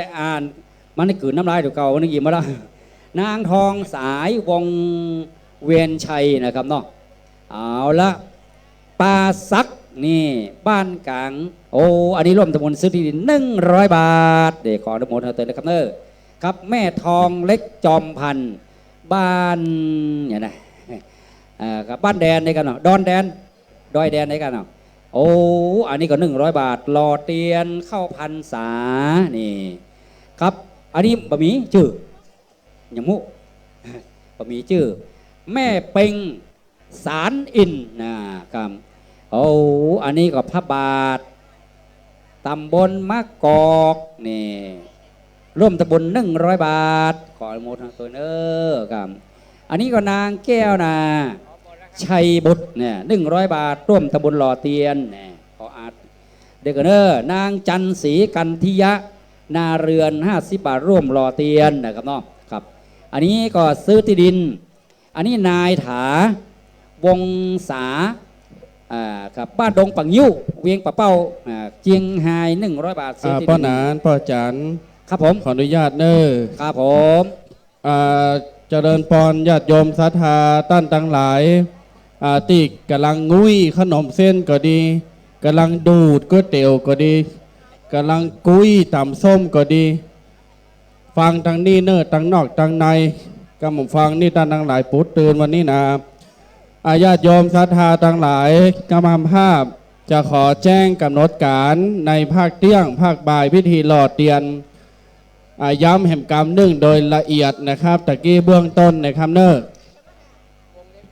หลังจากที่ญาติโยมท่านทั้งหลายกินข้าวน้ำกินก๋วยเตี๋ยวกินตำส้มกินข้าวตอนเรียบร้อยเสร็จสับเวลา 12:45 นาที12:45 นาทีเที่ยงครึ่งเจริญปอนเจิญพ่อแม่ศรัทธามันนั่งเก้าอี้ที่เก่าเนอญาติโยมศรัทธาตะกี้ตุเจ้าเตียวขึ้นไปกินข้าวบนวิหารล่าตามล่าพ่อศรัทธากว่าเก้าอี้หายกว่าเปิ้นมาลู่ยกเก้าอี้ไปโตยบะไปลู่เอาโคตานไปนั่งกินไปลู่เอาหงตาลไปนั่งกินคำหน้าหงตาลแล้วย้ายไปย้ายมาครับไปดีตลกไปเดี๋ยวนี้แม่มันนั่งที่เก่าลัดกี้ฮอนลักแยงพอลักไทยหูบอยู่ตะกี้นะตั้งได้เพราะตั้งเบียงเป้าๆกับพูดสามเขตพวกกำพูนเนอะพี่น้องศรัทธาฟังเนอร์กำหนดการที่จะได้ประกอบพิธีในการหล่อเตียนเริ่มในภาคเที่ยงครึ่งถึงภาคบ่ายเที่ยง 45พี่น้องศรัทธามาพร้อมกันที่นี่มณฑลพิธีที่จะหล่อเตียนนี่นะครับหลังจากที่ท่านทั้งหลายมาพร้อมเราจะได้ถวายเครื่องทายธรรมหรือว่าสังฆทานแด่ครูบาอาจารย์หลังจากนั้นเราจะฮับปอนตามลำดับแล้วก็นิมนต์ครูบาอาจารย์นั้นมีหลวงพ่อน้ำพระครูปฏิภาณธรรมทินได้เป็นเก้าประธานในการหล่อเตียนเป็นรูปแรกตามด้วยครูบาอาจารย์นักจัดรายการและพระสงฆ์ที่นิมนต์มาวันนี้40 กว่ารูปทุกรูปจะได้นำศรัทธาญาติโยมหล่อเตียนหลังจากนั้นชมรมน้อยหนานจะได้นำศรัทธาญาติโยมหล่อเตียนตามด้วยพี่น้องศรัทธาทุกท่านตะกี้ท่านอาจารย์พระมหาประสิทธิ์ได้แจ้งศรัทธาว่าทางขึ้นสะพานนี้เป็นสะพานการหล่อเตียนยิงไม่ยิงจะขึ้นทางขวาป้อจายจะขึ้นทางซ้ายไม่ยิงจะขึ้นทางขวาป้อจายจะขึ้นทางซ้ายซ้ายมือขวามืออยู่ทางใดตั้งทางไหนแยงพอบอกกันต่อไปโดยขึ้นไปแล้วเจ้าหน้าที่จะเตรียมก๊อกเพื่อตักเตียนจะไปตักกินอย่างกินน้ำเนอะมันฮ้อน ถ้าคนในขยากกินน้ำลองจิ้มหอยกำละอีอย่า บัดได้เนอะเป็นห้องตาตาต่างหลายเอาเตียนใส่ในปีมล้ออัดครบถึง9เรียบร้อยขึ้นหน้าลงหลังขึ้นหน้าลงหลังแล้วไปนั่งที่เก่าบ่ปิกเตื้อห้ามปิกเตื้อสต็อปก่อนห้ามปิกบัดเดี๋ยวนี้ยืดกุญแจรถไว้มดแล้วเดี๋ยวนี้นะปิกตึงบัดได้ลัดจันทันมาคงสามบักเค็ดบักเคิดอย่างบัดได้ปิกซักเคิดซักเค็ดแต่วันนี้นี่นะน่านก็ห้ามปิกเจียงใหม่ดอยหลอกก็ห้ามปิกเพราะฉะนั้นหลังจากเรียบร้อยจะได้นิมนต์ครูบาอาจารย์นักจัดรายการทุกรูปอันมีหลวงพ่อน้ำพระครูปฏิภาณธรรมทินวัดจอมพรและครูบาอาจารย์ทุกรูปนั้นได้ทักทายกับญาติโยมแต่ละรูปนะครับได้กล่าวสมโภชนียกถาแต่ละรูปนั้นจะพบปะนักจัดรายการดีเจวิทยุทุกท่านจะมามาปะมาพบศรัทธาญาติโยมคนละ10 นาทีจะคนละ10 นาทีเนอะญาติโยมศรัทธาเขาจะมีสัญญาณระฆังถ้าเกิน10 นาทีเขาจะตัดไม้อย่าตะคืนเพื่อประกวดนางงามนะกับมิสยูนิเวิร์สนั่นน่ะถ้าเกิน10 นาทีเขาจะปิดไม้ละ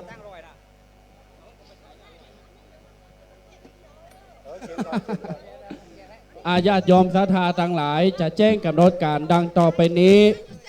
หลังจากที่ครูบาอาจารย์ได้กล่าวสมโภชนียกถาเสร็จสับเรียบร้อยจะปั่นปอนยกสุดท้ายแล้วจะมีการจับฉลากรางวัลฉลากรางวัลนั้นได้มาจากไหน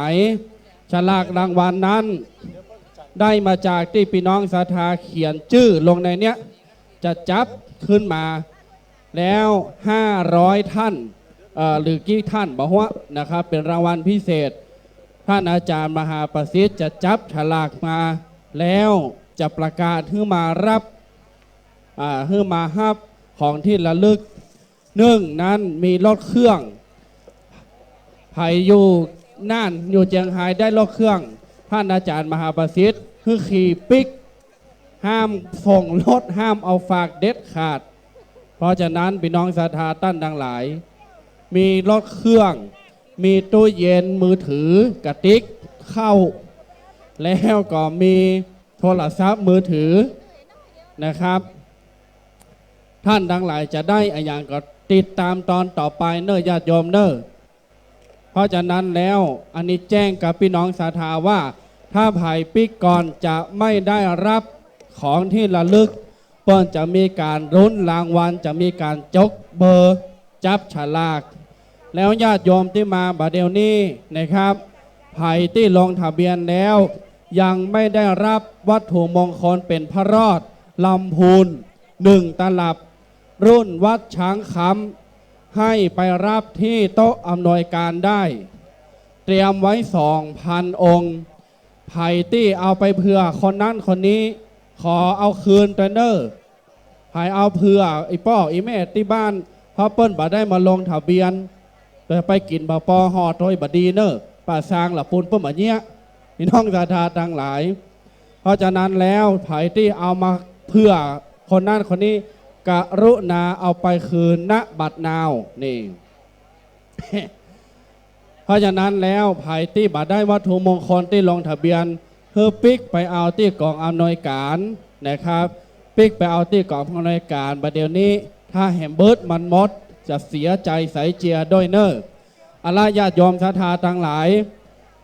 การถวายสังฆทานพี่น้องศรัทธาฟังให้ดีเนอะการถวายสังฆทานนี้ญาติโยมที่เป็นเจ้าภาพสังฆทานทั้ง100 กว่าท่านนี่ไผ่ที่เอาปัจจัยมาท่านใดที่เอาสตางค์มาปัจจัยยอดสั่งมาเก็บไว้ที่หั่นก่อนแฮมเบิร์ดก่อนที่จะเกณฑ์สังตัวเจ้าจะประกาศว่าเฮ้ยแม่เฮ้ยป้อเจ้าภาพสังฆทานเนี้ยเตวออกมาเอายอดสั่งมาปักที่โกยหน้าตัวเจ้าได้บะ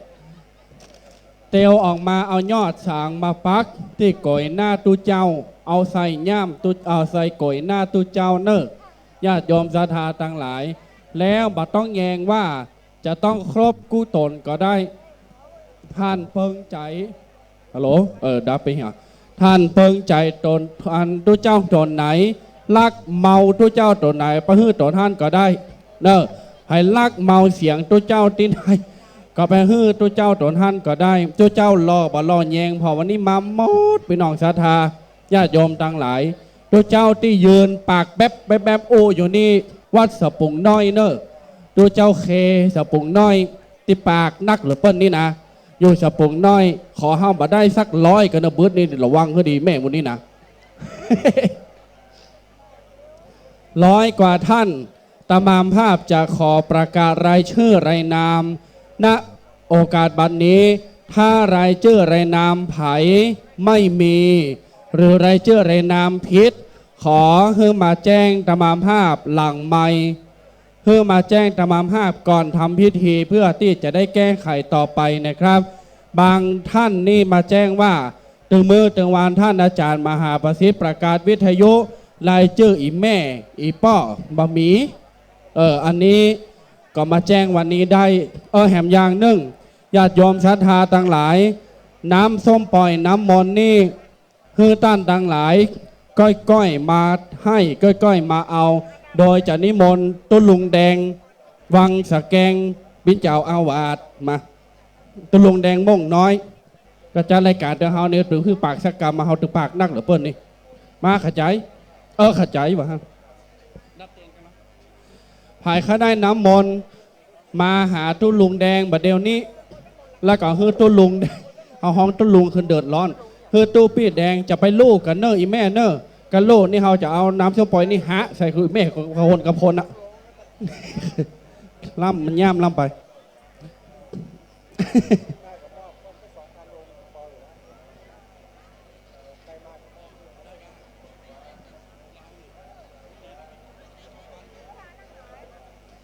เอาไปลูกกันเนอะสามคนนี่จะจิใส่ก้นตุเจ้านะ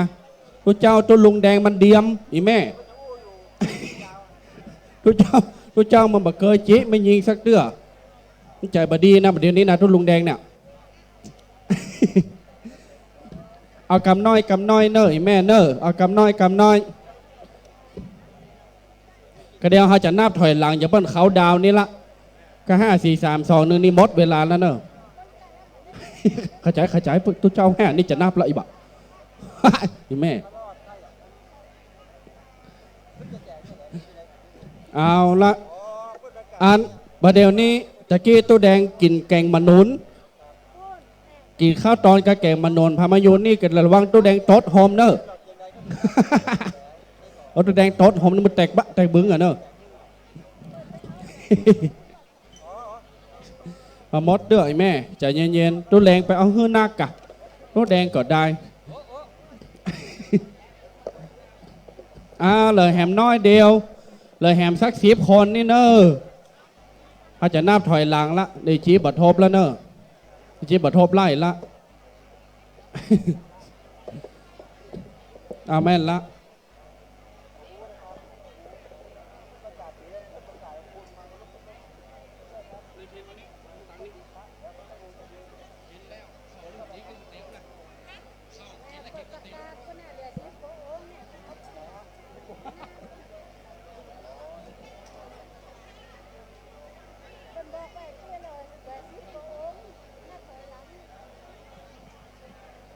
อัน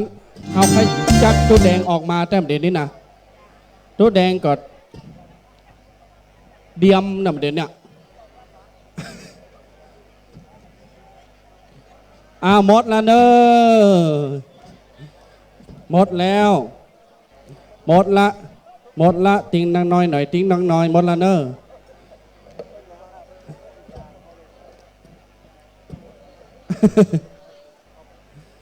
คนหน่อยก็เอาอันเนอร์ญาติโยมศรัทธาที่กินข้าวบะอิ่มหรือว่าบะได้กินข้าวขอไปในวัดเนอร์ขอไปในวัดมีโฮงทานของวัดเจ็ดลีนเชียงใหม่นะครับท่านมหาวิษณุได้เอาโฮงทานก๋วยเตี๋ยวมาอยู่ในวัดนะครับลำขนาดเนอร์ญาติโยมศรัทธาลำที่สุดในใจเมียงเชียงใหม่อีแม่ก้อยบานน้ำมนต์จะแตกอันแล้วเหลือก็โยกขึ้นรถไปไว้บ้านเถอะปะ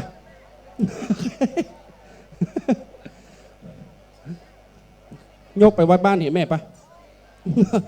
บัดได้น้ำก็เอาช่อมปอยเนาะแม่เนาะเย็นเดียเนาะแม่เอาไปกินกับข้าวเนอะเบิดนา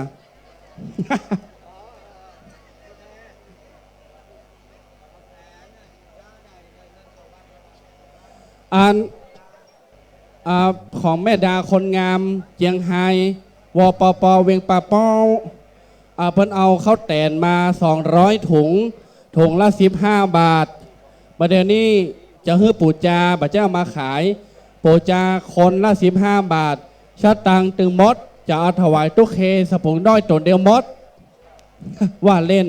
ชาตังมดจะเอาถวายไปก้าน้ำก้าไฟว่าจังกรรมท่านมหาประสิทธิ์ญาติโยมศรัทธาไปปู่จาไปซื้อได้แม่ดาคนงามเวียงป่าเป้าเนอร์ประชาสัมพันธ์เอาละต่อไปนี้เราจะได้ประกาศรายชื่อรายนามเจ้าภาพสังฆทานตึงมดตึงมวลแล้วแฮมเบิร์ตนี้จะประกาศแล้วเนอะจะประกาศรอบนี้รอบเดียวแม่ป้อตั้งหลายฟังให้ดีเนอะรอบนี้รอบเดียวบัตร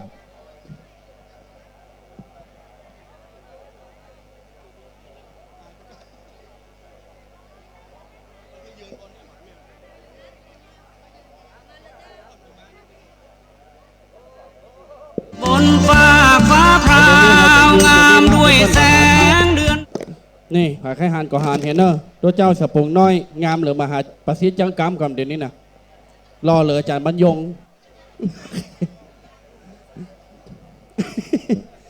ต้านดังหลายฟังเนอร์ตมามภาพจะประกาศรายชื่อรายนาม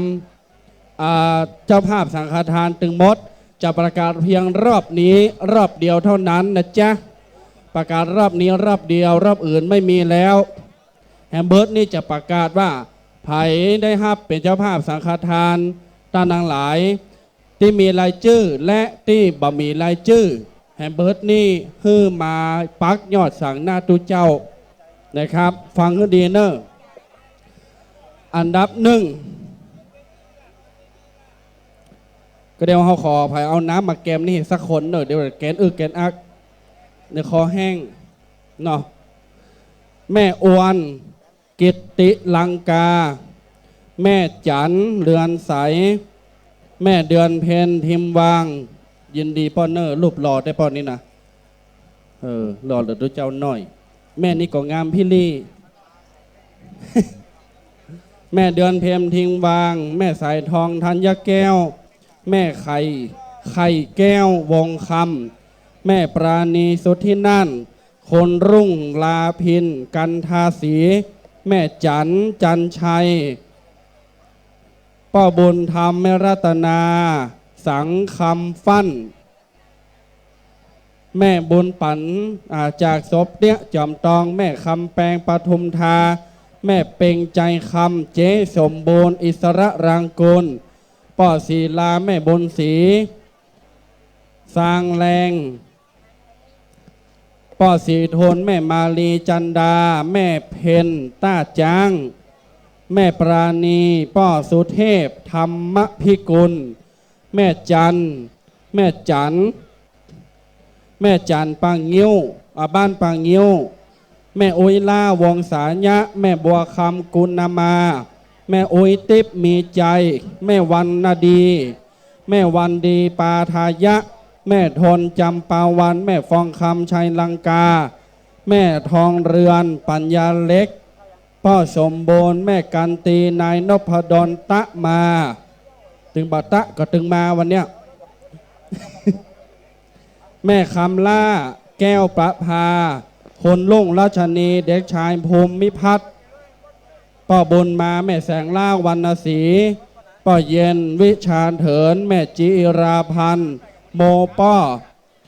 คุณจันทราแม่จันทาทรตันแม่สมบูรณ์ทิดอนแก้วแม่บัวเงินชุ่มใจป้อนานสีไวแม่สุมาลีกัญญาน้ำเบอะบะแม่สุนทรีพานุโวหารแม่น้อยยานรังสีกาดนัดบันดอนหลงแม่พองศรีพงปัญญาคนพัชรามพรวรชัยแม่น้อยค้าสมแม่จันดีสารกรมแม่น้อยสุขสบายแม่นุกูลปากองแก้วแม่จันจิรานินโขงแม่ลาวันสิริแก้วแม่รจนาคำพีระไพรป้อบุญตันป่าไร่แม่อัมพรลอทานปรัตแม่เทพวงสายะคนลาวันกันทาแม่หลวงสายฝนจันกุณะคนวรพันธ์เด็กหญิงชุติมนไปเร็ว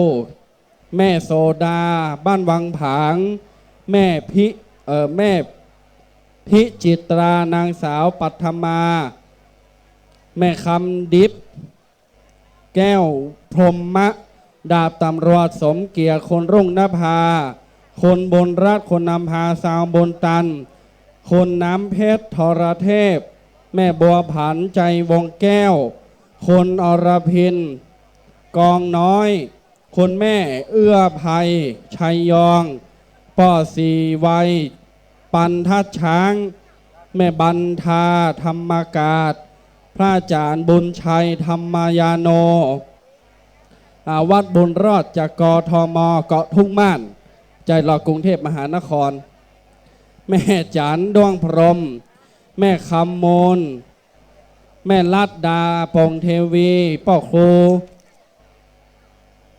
ดิเรกแม่สุริยวงศ์คนแม่สีดาประเสริฐป้อป๋าแม่สีพันคำจันป้อครูอำนวยกุลอ่อนแม่จันสอนสีประเสริฐแม่ตูหลวงปังอ้ายป้อแก้วแม่คำมนโมลับแม่ครัวบัวผันลอมสีแม่แสงล่าราชนีกรการแม่บัวจันชัยระแหงแม่สายทองใจปอนท่านพระอาจารย์สนังตุลุงนันนาคาเสโนวัดพระธาตุดอยน้อยอาจารย์เกษมอาจารย์นิยมปัญโยหลวงพ่อมูลประภัสโร สำนักสงฆ์หนองเจริญหนองป่าสวาย แม่อุ้ยน้อยจุ่มแก้ว แม่จันเพนคำโพธาแม่พิษสมรบ้านยางส้มบ้านห้องแม่สมบูรณ์นาครินบ้านห้องแม่สมจิตวิจิตนางวัฒนาสิงห์ชัยแม่แสงคำสอนบาลีแม่จันกันทิยะแม่วัฒนาเกียงมะนายินดีนะแม่เนยแม่นี่งามแต่อีกามนี่ซองแล้วจะดี อันมีไหนล่ะแม่วัฒนาเกียงมะนาแม่จันโพเรืองแม่จันฟองละอแม่อัมพรจันสิงห์แม่อินแก้วโพแม่คำปันเหล่าสันปิงแม่พัฒนารัตนะครอบครัวคุณแม่อัมภัยเสนกาดทาศพเมยป้าอุ้ยแปงทองสว่างบ้านเด่นสวรรค์และแม่สุธรรมใจปินหนองโบขาดผายยกมือขึ้นภายบะมีจื้อมาแจ้งตีตามามภาพตุเคสปงน้อยเนอแม่มาพี่แม่มีจื้อล่ะแม่ก็มาพี่แหละมันยี่เขี้ยวใส่อย่างมันนี่เขี้ยวแบบจะหาง แม่เอาซองละไปฮันเนอเอากระตัวและหัวจอยมาก็พอได้กะ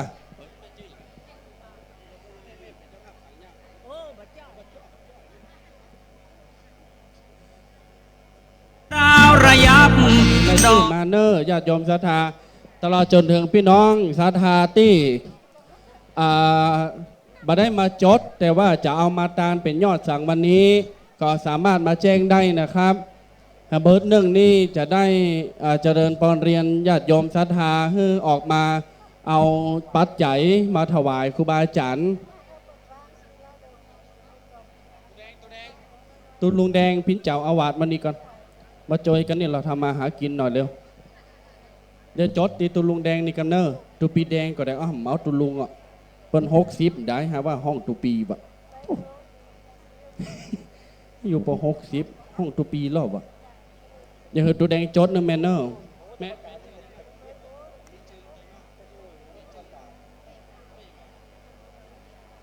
แสงธรรมงามกลับเพราะมีแสงธรรมประดับบนดอยงามแสงทองทาฟ้าผ่องส่องฝากไปยังพิธีกรโคศกตัวเนอร์พระหนานเตียง45ห้องพี่น้องศรัทธาบดเดลนี่บ่ต้องห้องแล้วเพิ่งมาเต็มบึดละบดเดลนี่นะเพิ่งมาพร้อมพี่น้องศรัทธาญาติโยมถ้าพร้อมท่าสกรรม1นะครับตอนนี้สถานที่เฮานี่อย่างที่ท่านอาจารย์พระมหาประสิทธิ์บอกไป2 เดือนเต็มๆนะครับเสี่ยงไป160,000มดนี่นะ160,000 บาทงานแล้วจบ3 โมงปุ๊บจะได้ซ่อมบ่ได้ซ่อมกับโตไพโตมันเนอะ160,000ท่านทั้งหลายเพื่องานนี้โดยเฉพาะแล้วจะอยู่เต้าจนมันลมปัดไปบนเนาะพี่น้องศรัทธาทั้งหลายเพราะฉะนั้น160,000คืออยู่คือกุ้มอยู่คือมันหันฝั่งปิดเตื้ออยู่คือมันกุ้มอยู่คือกำลังใจท่านอาจารย์มหาประสิทธิ์แล้วก็ครูบาอาจารย์ทั้ง40 กว่ารูปที่เมตตามาวันนี้นะครับเพราะฉะนั้นแล้วก็หลังจากที่ท่านทั้งหลายอยู่ในวัดในวามานั่งท่าสกรรม1เนาะเตียง45จะได้เริ่มประกอบพิธีรายชื่อนี้จะประกาศแล้วเนอะเป็นครั้งสุดท้ายนะครับประกาศเตื้อเดียวเตื้อสุดท้ายถ้าประกาศแฮมเบิร์ด1แฮมรอบ1มันเป็นแม่ร้อยมันจะจ้าเอาจะประกาศรอบเดียวนะครับญาติโยมแล้วหลังจากพิธีตานเรียบร้อยจะนิมนต์ไหว้สาครูบาอาจารย์อันมีหลวงพ่อประธานหลวงพ่อพระครูปริพันธ์ธรรมทินอาภัยแหมตะเกียอีแม่ยกมือตะกี้แม่มีคนเดียวนอกหรือ2 คนที่บัดได้มาจดแจ้งรายชื่อจำภาพสั่งขึ้นมาเลยนะครับเพราะว่ารายชื่อนี้จะมีผลต่อการขึ้นเงินเดือนผู้สูงอายุก็จะขึ้นเบี้ยผู้สูงอายุเดือนหน้าเนี่ยก็มีชื่อนี่นะ เดี๋ยวนะว่าเล่นเอาม่วนพี่น้องศรัทธาต่างหลายแม่ก็ฮ้อนทุกเจ้าก็ฮ้อนแบบเดี๋ยวนี้ฮ้อนได้ไป3 วันพุ่นละฮ้อนใจกว่างานบัดแล้วนะครับ เพราะฉะนั้นแล้วพี่น้องศรัทธาต่างหลายช่วยกันสักบึดสักเมื่อเนอแหมสัก2 ชั่วโมงไปหน้าก็แล้วละ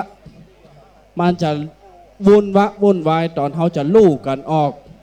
พอเกิบดีนีเนอญาติโยมศรัทธาแบบนี้ทุกเจ้าถอดเกิบไปหน้าปากประตูปุ้นก็มันหายนี่กับถ้าไปโตดภายะนะครับมาแล้ว4 ซองของทุกเคนี่มานี่เป็นปันป่ายกำลังได้4 ซองเนอะแม่เนอ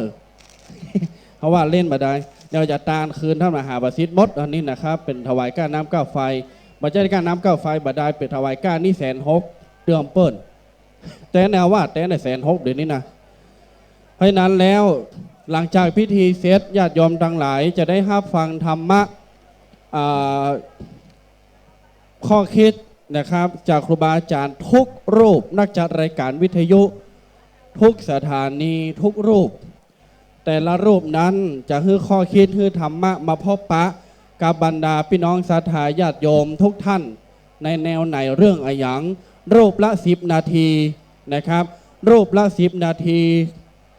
เพราะอย่างนั้นแล้วถ้าเกิน10 นาทีผมขออนุญาตปิดไมค์แต่เกินเพื่อประกวดนางงามจะเนี้ยจะได้วันนี้เขาจะเนี้ยจะอั้นเกิน30 วิตัดไมค์ทันทีวันนี้10 นาทีนะครับก็30 วินี่บปอครูบาอาจารย์แต่ละตนนี่จะให้ข้อคิดให้ญาติโยมศรัทธา30 ตนก็30 ข้อธรรมะ20 ตนก็20 ข้อธรรมะเนอญาติโยมเนอเพราะฉะนั้นแล้วตั้งใจฟังให้ดีนะครับหลังจากที่ครูบาอาจารย์อนุโมทนาปั่นปอนศรัทธาญาติโยมเรียบร้อยก้อยออกไปจะไปลู่กันออกไปนะครับ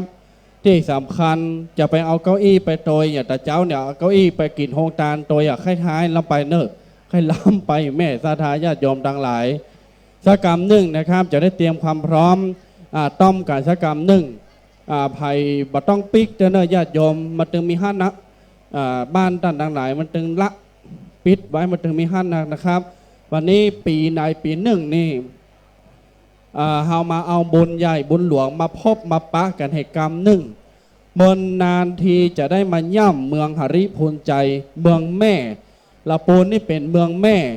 ปินเมืองเจ้าแม่จำเตวีเนอะญาติโยมศรัทธาทั้งหลายปินเมืองเจ้าแม่จำเตวีอำเภอป่าช้างนี่เป็นอำเภอคุนยองบ้านยองนี่เป็นอำเภอยองคุณยองเป็นมาอยู่นี่นะครับเพราะฉะนั้นแล้วญาติโยมศรัทธาต่างหลายจะหันได้ว่าประเพณีการกินการทานและวัฒนธรรมต่างๆจะพิษแหกแตกต่างกันไปบ่เหมือนกันต่างเจียงไฮ้แหมตี้หนึ่งแหมย่างหนึ่งลำปางแป่น่านพะเยาแหมย่างหนึ่งบ่เหมือนกันเจียงใหม่ก็แหมย่างขนาดอีตังยังกินจิว่าบ่เหมือนกันวันตาก็ว่าบ่เหมือนกันวิธีการบางสิ่งบางอย่างก็บ่เหมือนกันแจ้งกับญาติโยมศรัทธาอู้กันไปละเล็กละน้อยเพื่อว่าค่าเวลาอยู่กับพี่น้องศรัทธาเพราะว่าตอนนี้ได้ถ่ายทอดสดนะครับไปยังสถานีวิทยุต่างๆที่ท่านอาจารย์บรรยงได้แจ้งมานะครับถ้าเฮาบ่อู้มันก็ง่อมก็เงียบก็เหงาพี่น้องศรัทธาเปิ้นไปก้าไปขายอยู่บ้านอยู่จองบ่สะดวกมาเปิ้นก็เปิดฟังเอาก็เกิดภาพตามไปโดยประวัติศาสตร์จะบังเกิดขึ้นภาพประวัติศาสตร์จะเกิดขึ้นที่ลานบุญลานปัญญามณฑลพิธีวัดจังกรรมที่นี่นะครับ1 ปีเฮาก็จะเวียนไปบอกฮงว่าปีหน้าจะไปอยู่ที่วัดไหนครูบาอาจารย์รูปไหนนะครับปีนี้อำเภอป่าซางวัดจังกรรมโดยท่านอาจารย์พระมหาประสิทธิ์นั้นแขนฮับตอนฮับพี่น้องศรัทธาด้วยความเต็มอกเต็มใจว่าสะดุ้งไอ้แม่มันถวายวี่ว่าจะดี ว่าสะดุ้งอีกอะเพราะฉะนั้นเขาประสะดุ้งเขาตูนหนาวปอปู้ขึ้นบอกออกละว่าอย่างกับเจ้าเนี่ยอันท่านอาจารย์พระมหาประสิทธิ์กับคณะทำงานนี่ เปิ้นตั้งใจญาติโยมศรัทธาที่จะต้อนรับวางแปลนวางงานได้เป็นเดือน2 เดือนหายอ๋อตัวแดงก็ได้เหมือนกันเขาว่าเขาได้คนเดียว เพราะฉะนั้นแล้วงานนี้จะสำเร็จได้ก็ด้วยหลวงพ่อครูบาอาจารย์ตุปีตุน้องตุอาวสามเณรทุกรูปช่วยกันแต่ว่าวันชื่นวันสองวันท่านอาจารย์พระครูพิวัฒนวิกรมท่านอาจารย์บรรยงมาให้กำลังใจเอาเจนี่มาตั้งสถานีที่นี่มันนอนแฮมแก่มือเป็น2 วัน3 คืน2 คืน 3 วันตั้งแต่ว่าวันชื่นมาละเพราะฉะนั้นแล้วญาติโยมศรัทธาก็จะหันได้ว่าถ้าบ่มีครูบาอาจารย์เมตตางานวันนี้ก็เกิดขึ้นในทางกลับกันที่งานวันนี้จะเกิดขึ้นบ่ได้ถ้ามีกับครูบาอาจารย์บ่มีพี่น้องศรัทธาญาติโยมเฮาก็สามารถจะลุล่วงงานนี้ไปได้อย่างท่านอาจารย์พระครูพิวัฒนวิกรมอาจารย์บรรยงว่าไปแต่เจ้านะครับหัวข้อทำหัวข้อคิดมี 5-6 อย่างนะครับเพราะนั้นแล้วพี่น้องศรัทธาสาธุชนทั้งหลายอยู่โดยการพอหน้าการอู้จากันจนจบกิจกรรมบ่าย2 โมง2 โมงปลาย2 โมงครึ่งเพราะนั้นแล้วเฮาเหมารถคือมันมาคือสุดรถบัสรถตู้รถโดยสารเหมามาแล้วเฮาก็มาคือมันสุดเสียสตังค์จ่ายสตังค์มาละเพราะฉะนั้นแล้วมาเดี๋ยวนี้เฮายืนอยู่นี่พี่น้องศรัทธาเฮาบ่พอใจอยู่อย่างเดียวเฮาปากแบบล้นมาฮื้อตู้แดงตนเดียวเดี๋ยวนี้เฮาเย้ได้เดี๋ยวเนี้ยเฮาโอ้อยู่นี่แบบพอหน้าเฮาชักกำ ล้นมาฮื้อตู้แดงตนเดียวเนี่ยจังเตอกันนี่เฮาก็ต้องมาฮู้จักกันละตู้แดงให้จัดรายการคนเดียวละกูเตื้อกู้กันเดี๋ยวนี้นะเอาละญาติโยมศรัทธาทั้งหลายครูบาอาจารย์มาพร้อมละในสักกรรมหนึ่งเตรียมความพร้อมตั้งสังฆทานกับพิธีกรรมจะได้เริ่มตั้งในนี่นะครับญาติโยมศรัทธาที่ยังบ่ได้ให้บ่ได้หอมพี่น้องศรัทธาแห่งอย่างหนึ่งตั้งหลังนี่มีงัวมีควายเนองัวควายว่าจังกรรมนักหรือตู้เจ้าก่อนนำเดี๋ยวนี้นะนักหรือตู้เจ้าพระเนว่าจังกรรมมี10ปลายอยู่ในท้องแหมอยู่ในท้องกำลังจะแม่นแต่มาพอโลกพอตุแห่งกรรมเดือนไหนมาหัวอยู่ในท้องก็มีปูจาเฟืองปูจาหญ้าเอาไปจอมปากเอาไปใส่ปากให้งัวให้ควายก็ได้จะไปใส่ปากตัวเก่ามันดีนะไปจิ้มเห็นน้อยมันดีนะว่าจะคานปากเอาไปให้งัวให้ควายพี่น้องศรัทธาทั้งหลายหลังจากนั้นตั้งหลังเนี้ยพี่น้องศรัทธาจะหันว่ามีธงปักอยู่เป็นที่ดินอนาคตเดือนกรกฎาวันเกิดเบิร์ธเดย์ท่านอาจารย์มหาประสิทธิ์จะจัดงานใหญ่แห่งกรรม1เบิร์ธเดย์ท่านอาจารย์พระมหาประสิทธิ์จะจัดงานใหญ่ตาลที่ดินตาลต้นเงินที่ดินตั้งหลังนี้ลักล้านเนอโดยโยมแม่อรุณีศิรินสมบัติมาใช้ถวายขายเพื่อว่าท่านอาจารย์พระมหาประสิทธิ์หันว่าที่ดินตั้งหลังเนี้ยแปลงเนี้ยมันมีความงดงามแล้วเปิงปอเหมาะปอใจที่จะแปลงที่ปฏิบัติธรรมจะไปปั้นพระเจ้าจะไปสร้างอาคารปฏิบัติธรรมศูนย์อย่างต่างๆแหมน้อยท่านทั้งหลายแหม5 ปีมาพอเตอะไม่ใช่ว่ามีอย่างเปลี่ยนแปลงมันอยู่อย่างเก่า จะมีความเปลี่ยนแปลงเนอะตั้งหลังนี่นะตั้งหลังเนี้ยวัดจังกรรมนี่เปลี่ยนแปลงทุกปีละเตื้อนะครับปีละ1 ครั้งปีก่อนนั้นแปลงศาลา108ปีแล้วแปลงห้องน้ำปีนี้จะแปลงศาลาที่นี่ปีหน้าแห่งปีจะแปลงศาลาที่ดินปุ่น5 ปีจะปล่อยหลวงละท่านทั้งหลายเพราะฉะนั้นแล้วปล่อยปล่อยเขาจะมัดมือโชคท่านอาจารย์มหาประสิทธิ์ละเที่ยงเป็นล้านก็จ้างเปิ้นจะวัดเอาไปนานแล้วญาติโยมศรัทธามากินมาตานด้วยกันเนอะไอ้แม่ลงน้อยเนอะสุมา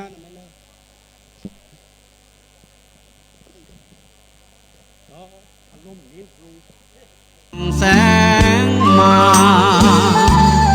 ยามอุตสาฟ้าอุทัยให้แสงทยอ สถานที่จะให้จะหอม ตอนนี้ก็หอมได้นะครับย้ำแห่งกรรม1พี่น้องศรัทธาแต่เจ้านี่เขาได้เขียนชื่อสืบจตาไปละในแผ่นนี้นะครับ เอามาปูจานี่เป็นต้นจตาพี่น้องศรัทธาซ้ำคนก็เอาไปปักไว้ปุ้นซ้ำคนก็เอาไปปักหึ่งงัวหึ่งควายก็มีเนี่ยซ้ำคนเอาหานอยู่นะเอาไปใส่หึ่งเฟืองหึ่งงัวหึ่งควายบักเอายังลักให้หัวอยู่ไทยหูบมาอยู่นะซ้ำคนก็เอามาไว้ที่นี่นะครับ อันเนี้ยมีผลต่อการจับรางวัลแห่งเบิร์ดนะจับฉลากรางวัลแห่งเบิร์ดไพ่ใดมันได้กระโตไพ่โตมันละจะเนอเดยวนี่มีสักปั้นกอมแผว200-300เนี่ยเพื่อนจะจับฉลากรางวัลกำไผ่มีชื่อที่นี่จบข่าวมดสิทธิ์คำสร้อยนี่มดสิทธิ์เลยญาติโยมต้องเอามาที่นี่ที่เดียวบัดเดี๋ยวนี้ห้ามลุกนะนะอย่าไปปิ๊กไปเอามาไว้นี่บ่ได้ละห้ามลุกสต็อปอันนั้นได้อยู่ไผ่ที่อยู่2 ต้นเนี่ยมีสิทธิ์รับรางวัลอยู่รางวัลที่ใหญ่ที่สุดฟังเนอร์เกิบข้างขวาท่านมหาประสิทธิ์นี่ ว่าเล่นมาได้ต้องคนไปถามปู่จาก่อน อะไรญาติโยมศรัทธาต่างหลายตัวแดงเอาบัญชีมาตัวเก้ามีหน้าที่เป็นเลขาเขาตัวแดงนี่นะเขาสั่งอย่างเดียวว่านะ เขาจะประกาศแล้วนะญาติโยมอันนี้เพิ่มเติมมาก็คือแม่คำมูลบุญเทพนะครับมี1 ท่านดังนั้นก็มีอยู่97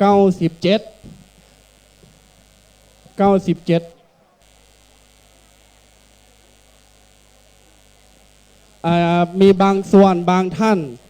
อย่างที่เปิ้ลปิกไปแล้วก็มีนะครับก็เป็นหยังก็ว่าการได้เปิ้ลให้เปิ้ลหอมเอาก้าสั่งมาถวายอาจารย์มหาประสิทธิ์เรียบร้อยละนะครับท่านใดที่ยังแบบปิ้งให้ขยับขึ้นมาเนอะจะไปให้เก้าอี้ว่างจะไปให้เก้าอี้โล่งนะครับกระเดียวนี้เราจะได้เริ่มวิธีในการถวายสังฆทาน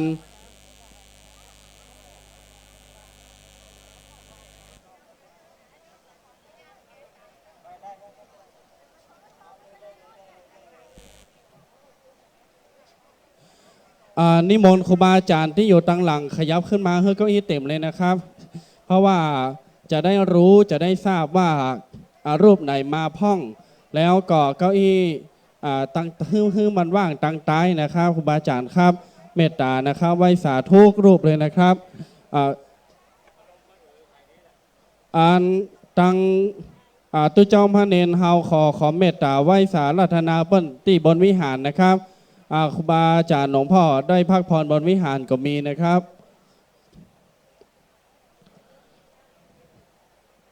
ได้นิมนต์ไหว้สามาที่ประรำพิธีนี่เลยนะครับแล้วก็นิมนต์ครูบาอาจารย์ขยับเฮือเก้าอี้เต็มนะครับวันนี้เขาจะนิมนต์ทุกรูปเลยนะครับจะนิมนต์รับทายทานทุกรูปเลยที่เป็นพระนักจัดรายการและครูบาอาจารย์ที่เจริญพระมนต์ไปสมพิธีในตอนเช้านะครับเมตตาครูบาอาจารย์30 กว่ารูปนะครับวันนี้เพราะฉะนั้นแล้วพี่น้องศรัทธาใจเย็นๆเนอะใจเย็นๆเจ้ายองบนห้องใจยินดับไปฟ้าวนี่จะไปฟ้าวแปลว่าจะไปฟัง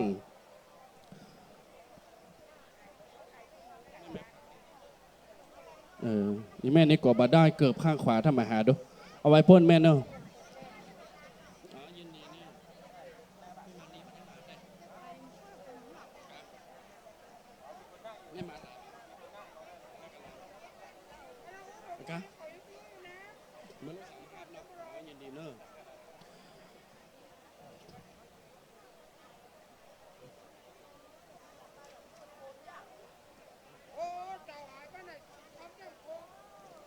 เดี๋ยวรอครูบาอาจารย์สักครู่หนึ่งนะครับญาติโยมศรัทธาหลวงพ่อวัดครูปฏิบัติธรรมทินกำลังพักผ่อนอยู่บนวิหารนะครับฉันพระทหารเสร็จกำลังย่อยอาหารเหยียดกายสักครู่หนึ่งนะครับ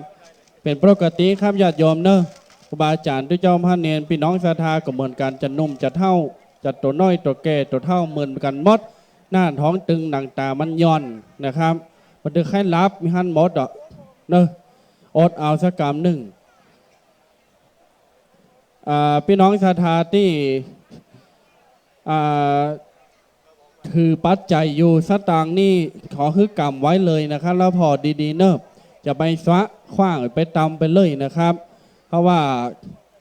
วันนี้นี่กว่ามันตกมันหายไปได้มันเช่นอย่างวันนี้มีขโมยขโจรมีภัยลักมีภัยอย่างสักอย่างกว่ามันตกพี่น้องศรัทธาจะ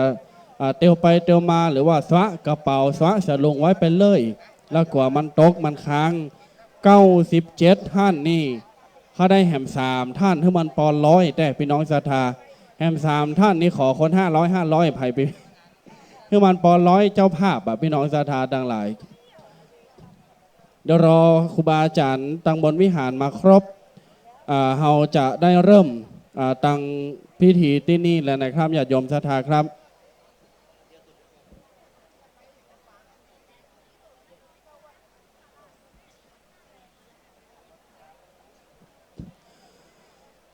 แจ้งญาติโยมศรัทธาย้ำแห่งกรรมเนอร์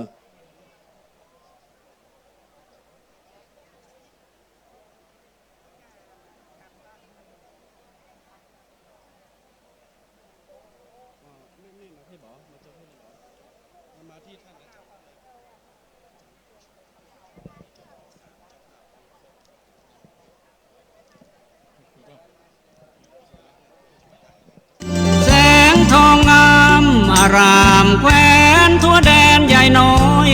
เทียบแสงธรรมแสงทองยังด้อยข้ายังน้อยกว่าด้อยแสงธรรมด้อยแสงธรรมแดนแห่งธรรมพระศาสดาปฏิบัติและภา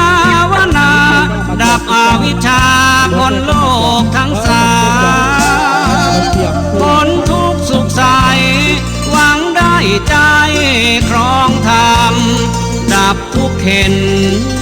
เย็นช่ำหวังได้ธรรมมาครองใจรอยแสงธรรมเชิดชูธรรมน้อมนำมาปฏิบัติบูชาแม้ว่าชีวิตนี้ยังปลีได้ไม่ฝ่าฝืนพุทธวจนะธรรมวินัยสถิตมุ่งมั่นจริงยิ่งใหญ่เพื่อให้เจ้าภาพละ500ประเดี๋ยวมี7เจ้าภาพละโอ้ยโมทนาจัดหนักเนอะประเดี๋ยวนี้จาก93 94 95 96 97 98 99 106มี106เจ้าภาพละประกาศว่าเขาได้แห่ม3ท่านเจ้าภาพสังฆทานมาเพิ่มแห่ม7เจ้าภาพอนุโมทนาจัดนักเนอะญาติโยมศรัทธาเนอะเนี่ยนาบุญเฮาด้านทั้งหลายเนอะวันนี้นะมืดฝนมาไล่ป้อทั้งหลายเจียงไฮ้ก็เจียงไฮ้เตอร์ตึมฮือปิกเตื้อมาห้าฝนป่าซางมันจะม่วนจะเย็นจะหวานเหลือตั้งปุ้นก่อนเนอะฝนป่าซางละปูนนี่นะมันเย็นมันจุ่มมันเย็นมันมืดมาบ่ได้มันเจ๊ตกพ่อแม่มันคู่บ่ได้เนาะมันมอกมาคู่บ่ได้อ๋อยินดีเนอะ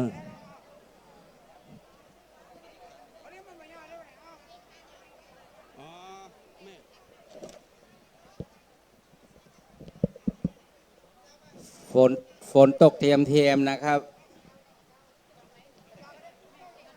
ตกบะแต้ด้วย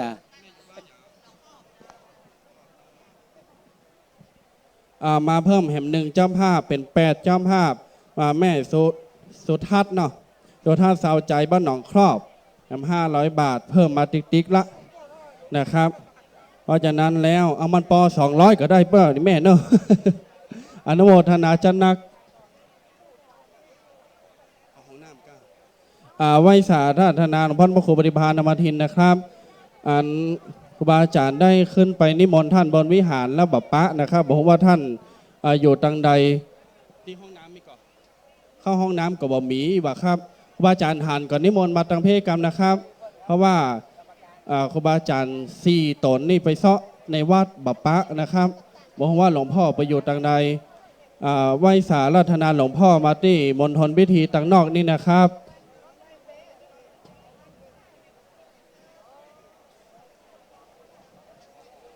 มาละท่านธนาอัตวัดสันมานะมาฮัลละรับได้เหตุตื่นแล้วตัวโอมนี่นะห้ามได้รับทักเตื้อ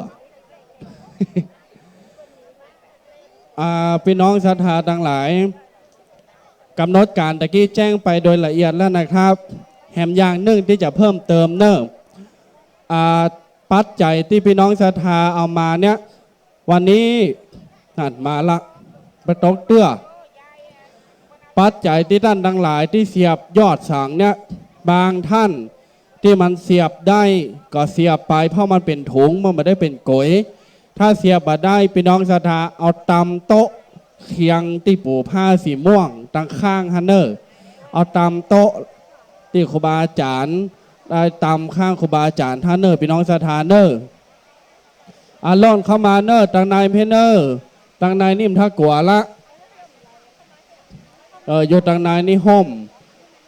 ถ้ากลัวฝนละกลัวอย่างเดียวกลัวไฟดูดแบบนี้นี่นะอันสลาเครื่องเสียงพอเครื่องเสียงดีๆเนอร์ถ้ากลัวไฟช็อตก็เดียวก่อนยั้งนะมันตรงอีมันตรงเหมือนเมินเพราะไม่ศรัทธาต่างหลายมันเย็นดีมันจุ่มเย็นดีเนาะห้อมนี่ขอมาต้องขยับมาแล้วเนอแม่เนอถ้าฝนตกนี่ขอมาต้องขยับมาละเพราะว่าเขาจะได้เตียวขึ้นเตียวลงเนาะเพราะไม่ศรัทธาจ่อยกันกำเนอเต้นที่หงตาลนี่ถ้าทางนี้มันนั่งบัดได้ก็ไปนั่งทางในวัดก็ได้นะครับเพราะว่าถ้าที่นี่มันมีเก้าอี้หรือว่าพี่น้องศรัทธาจะนั่งซ้อนกันก็ได้เป็นที่ฟรีจะเป็นแอนตาซินที่ฟรีอย่างยาสองชั้นให้ก็ได้แล้วแต่พ่อแม่ศรัทธาทั้งหลาย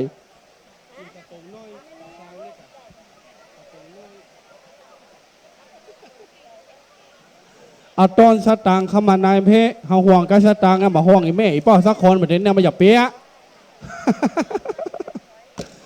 มันจะนับยากให้เบิดนะครับเจ้าว่าอย่างท่านทั้งหลายเดี๋ยวรอเจ้าหน้าที่ตั้งปุ้นเคลียร์สถานที่แล้วก็รอครูบาอาจารย์อันซอจ้องคือครูบาอาจารย์ด้วยนะครับเนอร์ที่มาบักครบนะครับหลวงพ่อนมัสครูปฏิภาณนมาทีนมาละญาติโยมศรัทธาทั้งหลายเดี๋ยวเราจะได้เริ่มประกอบพิธีทางศาสนาในการถวาย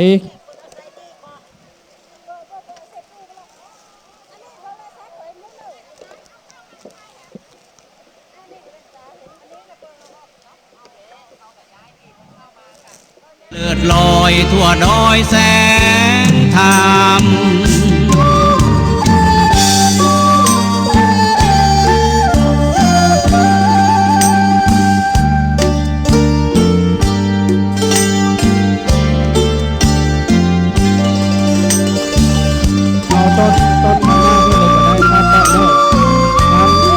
ที่อยู่ห้อมกลางหันขอขยับกำเนอร์ขอขยับกำปน้อยปนานเจ้าหน้าที่กำลังเคลียร์ตังนอกนะครับเดี๋ยวรออย่างเข้าตีเข้าตังสักกรรมก่อนนอกอีป้อยแม่ชาทาตังหลายอันนี้มีที่นั่งกะพวกนั้นนอกพอเย็นเนี่ย อันนี้สมคสันมาเขตมันนอนนี่ไปติดปุ๊ละจะไปไหนก็ไปแล้วเนี่ยปะมาบุญอยู่เนี่ยฮะ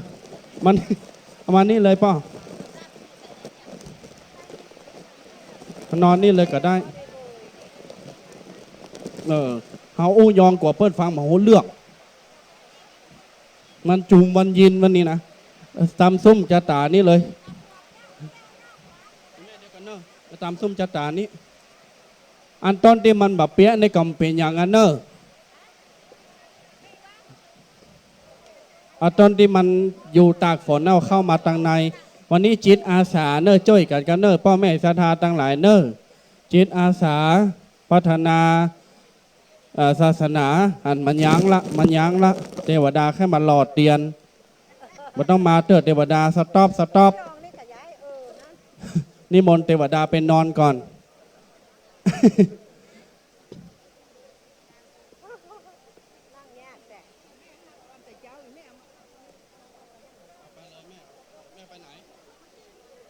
ได้กะมันนี่เลย3ต้นเนาะเป็นต้นบูรณะกุฏิของวัดจังกำบำรุงสถานีวิทยุและแห่มต้นก้านน้ำก้าไฟอันนี้เป็นต้นที่พี่น้องศรัทธา ช่วยกันให้กันหอมประเดี๋ยวนี้จังกรรมนี่ผักกาดมันนักเขียวประเดี๋ยวนี้นะมั่มแดงเฮ้ยมั่มสุกเตื้อแต่แต่บ้าเดี๋ยวรอเขาตีเขาตางสักกรรมก่อนนะครับ ขอเคลียร์สถานที่แป๊บหนึ่งเนอะญาติโยมศรัทธาในฝนก็ตกล่ำต้องฟัง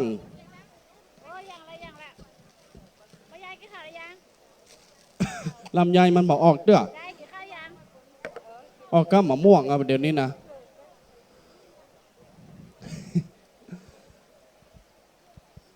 อาละญาติโยมศรัทธาสาธุชนทั้งหลายหยุดกับตี้เนอร์อยู่กับตี้กับตางรายชื่อรายนามที่อาตมาภาพได้ประกาศไปเมื่อสักครู่ญาติโยมศรัทธาก่อโหตัวเอาเนอร์ว่าตั้นในฮับเป็นเจ้าภาพสังฆทาน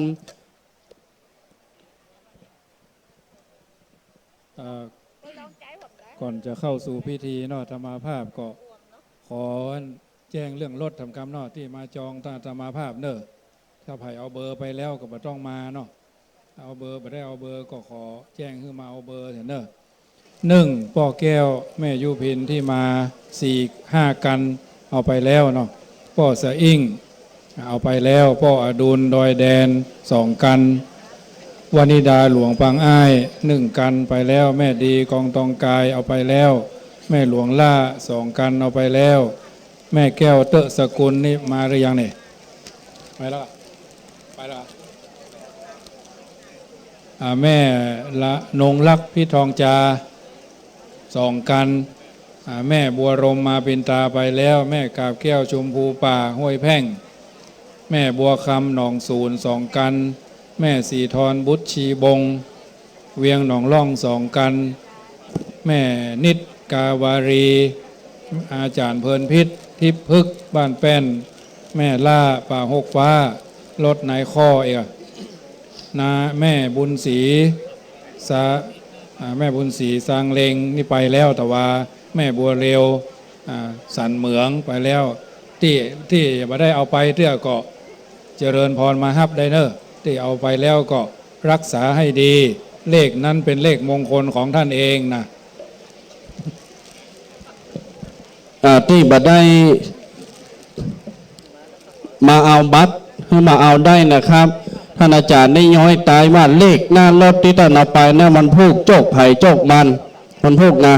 ท่านมาหาเจิมเรียบร้อยละนั่งปุกเสกที่1ที่2คนเดียวแล้วรับไปนอนเบิดตะวาเนี่ยนะครับโจกไผ่โจกมันอาลาพี่น้องศรัทธาสาธุชนทั้งหลาย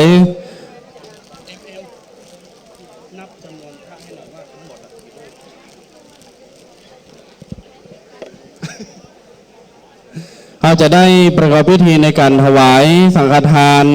และประกอบพิธีถวายจตุปัจจัยตลอดจนถึงพิธีที่2นั้นได้พิธีหล่อเทียนตามลำดับที่เก้ากับผมลูกพระอัตมภาพได้นำเรียนพี่น้องศรัทธาญาติโยมสาธุชนไปเมื่อสักครู่นะครับ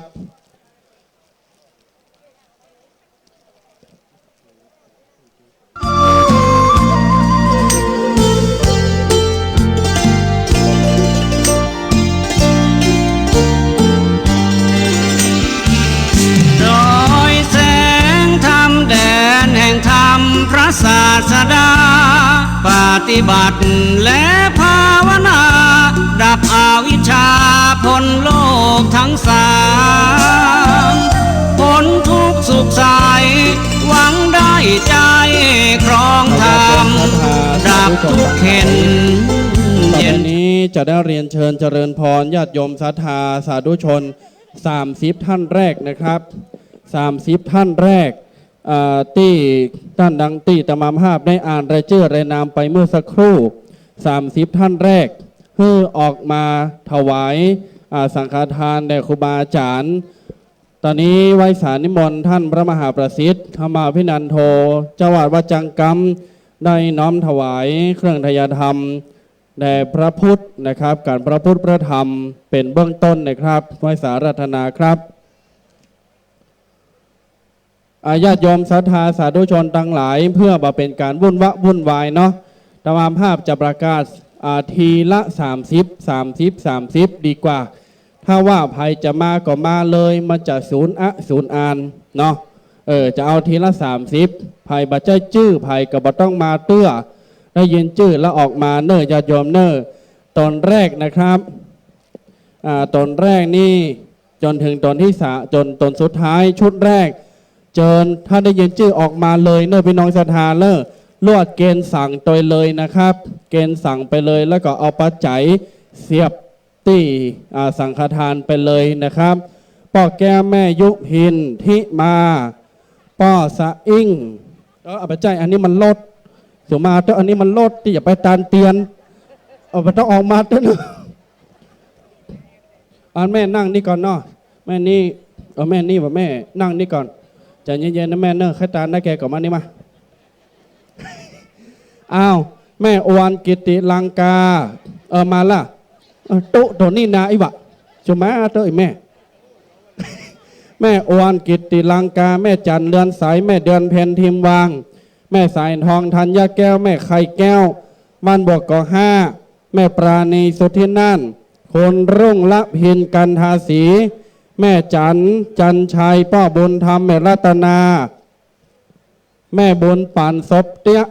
แม่คำแปลงปทุมทาแม่เป่งใจคำเจ๊สมบูรณ์อิสระรังกุลป้อศิลาแม่บุญศรีสังเลงป้อสีทนแม่มาลีจันดาแม่เพนต้าจางแม่ปราณีป้อสุเทพธรรมพิกุลแม่จันบ้านปังยิ้ว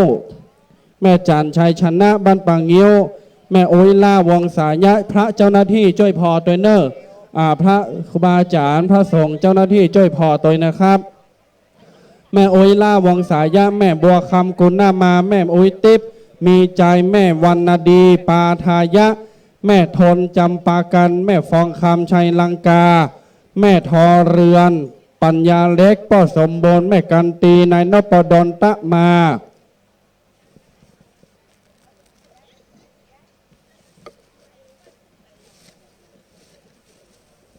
แม่คำล่าแก้วประภาคนรุ่งรัชนีเด็กชายภูมิพัฒน์สิงห์คำฟั่นป้อบุญมาแม่แสงล่าวรรณศรีป้อเย็นวิชาเถิน30ท่านที่ประกาศบัดเดี๋ยวนี้เชิญออกมาเลยนะครับ จะมีพระเจ้าหน้าที่ช่วยควบคุมดูนะครับท่านทั้งหลายจะต้านตนไหนก็ได้เนอะมาเลย30ท่านแม่ก้อยๆมาเลยนะครับอันนี้ชุดแรกนะครับยาวให้ครบตัวเจ้าบัดต้องซ้ำกันเนอะตัวเจ้าครูบาอาจารย์นั่งที่ไหนท่านทั้งหลายก็เรียงกันไปตามนั้นตามลำดับไม่ต้องให้ซ้ำกันนะครับ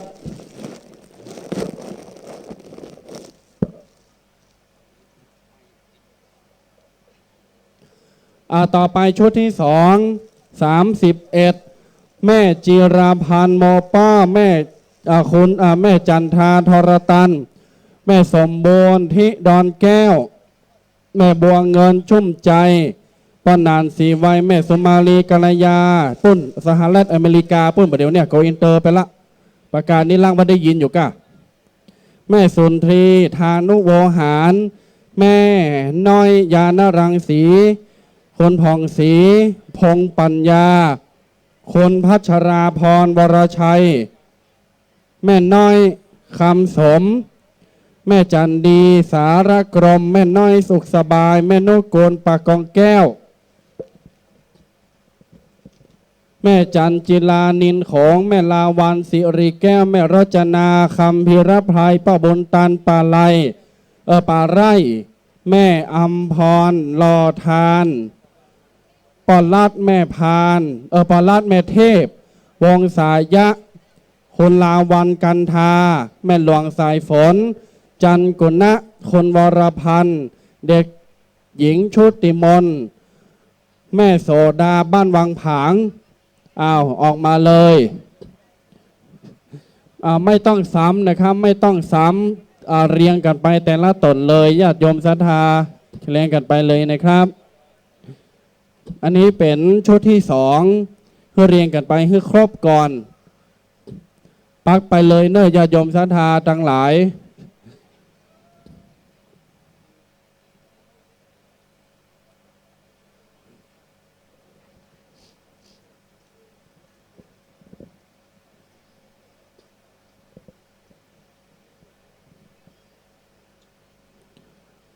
เดี๋ยวรอชุดที่สองเสร็จแล้วก่อนเนาะถ้าเสร็จแล้วต่างๆขอยกมือเนอตอนนี้ได้เกิงเดียวโยตัวลงแดงเสร็จแล้วยังยังแหมลายโยญาติโยมศรัทธาอยู่ตั้งใต้ขยับขึ้นมาเนอะโอเคเนาะต่อไปแม่พิจิตราปัทมา แม่คำดิบคำติบแก้วพรหมทะดาบตำรวจสมเกียรติรุ่งนภาติบวงคนบนทรัพย์คนนำพาสาวบนตันน้ำเพชรพรเทพแม่บัวผันใจวงแก้วคนอรพินกองน้อยคนแม่เอื้องภายชัยยองคนสีไวปันทะช้างแม่บรรเทาธรรมกาศท่านพระอาจารย์บุญชัยธรรมยาโนแม่จันดวงพรหมแม่คำโมนบ้านห้างต่ำแม่ลัดดาปงเทวีพ่อครูดิเรกแม่นำสุริยวงศ์คนแม่สีดาประเสริฐป้าป๋าแม่สีพันคำจันป้าคมน้อยกุณอ่อนแม่จันสอนสีประเสริฐแม่ตู่หลวงบางอ้ายอันนี้ตึงมดตึงมอนนี่นะครับเรียงลำดับจากครูบาอาจารย์เลยนะครับ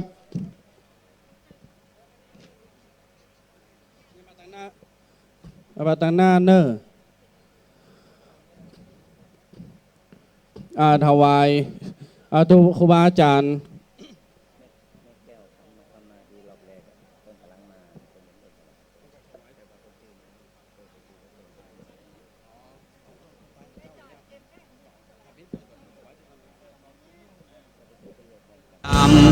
หวังได้ธรรมมาครองใจ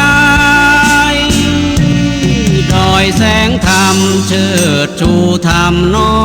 มนำมาปฏิบัติบูชาแม้ว่าชีวิตนี้ยังพลีได้ไม่ฝ่าฝืนพุทธวจนะธรรมวินัยสถิตมุ่งมั่นจริงยิ่งใหญ่เพื่อให้เลิศลอยทั่วดอยแสงธรรม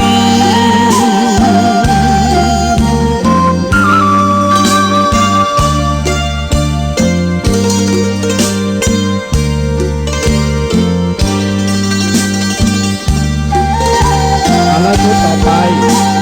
ป้าแก้วแม่คำมูลบ้านสามยอดแม่โครมบัวผินลอมสีแม่แสงล่ารัชนีกรการแม่บัวจันทร์ชัยระแหงแม่สายทองใจปอนท่านตุ้ลุงนันพระอาจารย์สนันนาคเสโนวัดดอนน้อยหลวงพ่อมูลประภัสโรอาจารย์เกษมจานิยมปัญโยแม่โอ้ยน้อยจุ่มแก้วแม่จันเพนคำโพธาแม่พิสมรบ้านยางส้มแม่สมบูรณ์นาคริน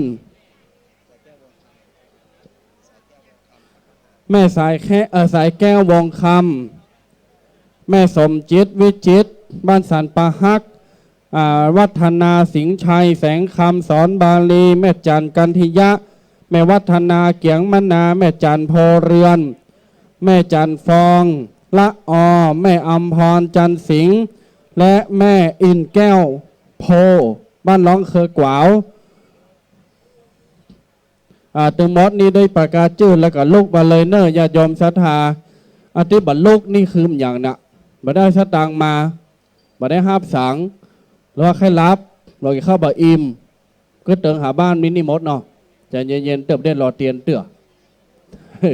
จุ่มเย็นแล้วพี่น้องศรัทธาแต่เจ้าจมว่าฮ้อนเหมือนเทวดาบ้างมาบ้างนึงส่วนเขาฮ้อนนักแกกระบะมาละอาลัสมาภัยญาติโยมศรัทธาที่ตามภาพประกาศรายชื่อรายนามและนามสกุลพิษนะครับต่างตายกันหลังเคลียร์เรียบร้อยต่อไปชุดต่อไปแม่สมจิตวิจิตอันนี้อ่านไปแล้วแม่คำปันบ้านเราสันปิงแม่พัฒนารัตนะค รอบครัวแม่อัมภัยเซนกาดบ้านทาศพเมยแม่อุ้ยแปงทองสว่างบ้านเด่นสวรรค์แม่โสธรรมใจปินแม่คำมูลบุญเทพอันนี้รายชื่อรายนามที่ประกาศมาคือมาเกณฑ์ตังหัวนี่เลยนะครับมาเกณฑ์ตังหัวนี่เลยนะครับ ตั้งแต่หลวงพ่อท่านประธานส่งมาเลยสำหรับรายชื่อรายนามแห่ง7ท่านนี้ทราบว่าท่านได้ถวายปัจจัยเพิ่มเติมไปแล้วปัจจัยสั่งละ500 บาทเพิ่มเติมมีป้ามานิดแม่สีพันจิตตาโดบ้านยางครามนายวิเชียรนางพวงสร้อยจิตตาโดเหล่ายาวเหนือวรเชษจิตตาโดนายอภิสิทธิ์จิตตาโดเหล่ายาวเหนือนางอุ่นเรือนจินใจบ้านตัดมื่นนางธนาธรนันติแสงบ้านตัดมื่นแม่สุทัศน์สาวใจบ้านหนองครอบอันนี้ท่านได้ถวายปัจจัยไปแล้วนออนุโมทนาไปเรียบร้อยละนะครับต่อไปนี้พี่น้องศรัทธาที่อยู่ทางใต้ที่ยังบ่ได้ถวายมีก็ครับมีก็พี่น้องศรัทธาไผ่บ่ได้ตานบ่ได้ถวายบ่ได้เกณฑ์ยกมือเนอหมดแล้วเนาะ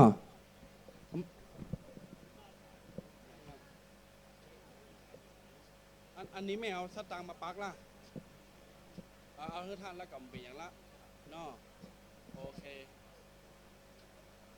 อันท่านใดที่เอาสตังค์มาให้อาจารย์พระมหาประสิทธิ์แล้วก็แล้วไปละหันละเนอถ้าท่านจะจกมาแหมก็ยินดีจัดหลายเนาะ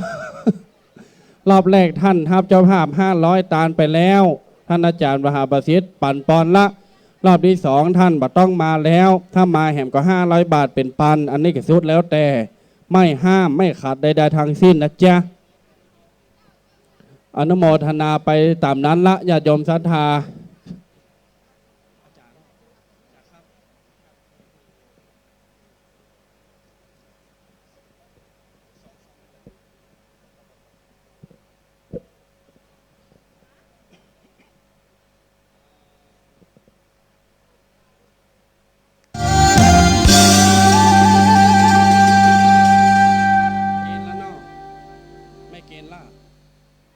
มันยังแล้วสตังค์มีไหน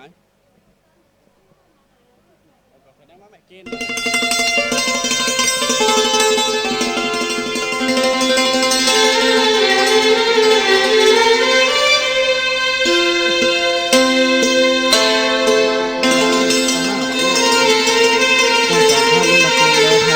เกณฑ์มาเลยเนอะแหลม2 ท่านนะครับ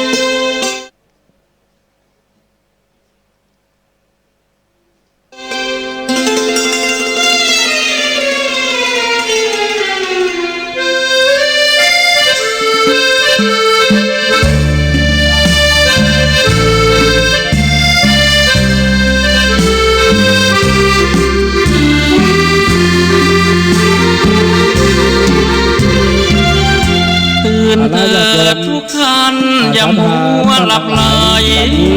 ตื่นจากนิทราแล้วไว้ตื่นขึ้นเจ้าภาพสังฆทานทุกท่านทุกคนนะครับถึง100 กว่าท่านขอบคุณจัดนักจัดหลายนะครับสักครู่หนึ่งทางพระเจ้าหน้าที่จะได้จัดการในการ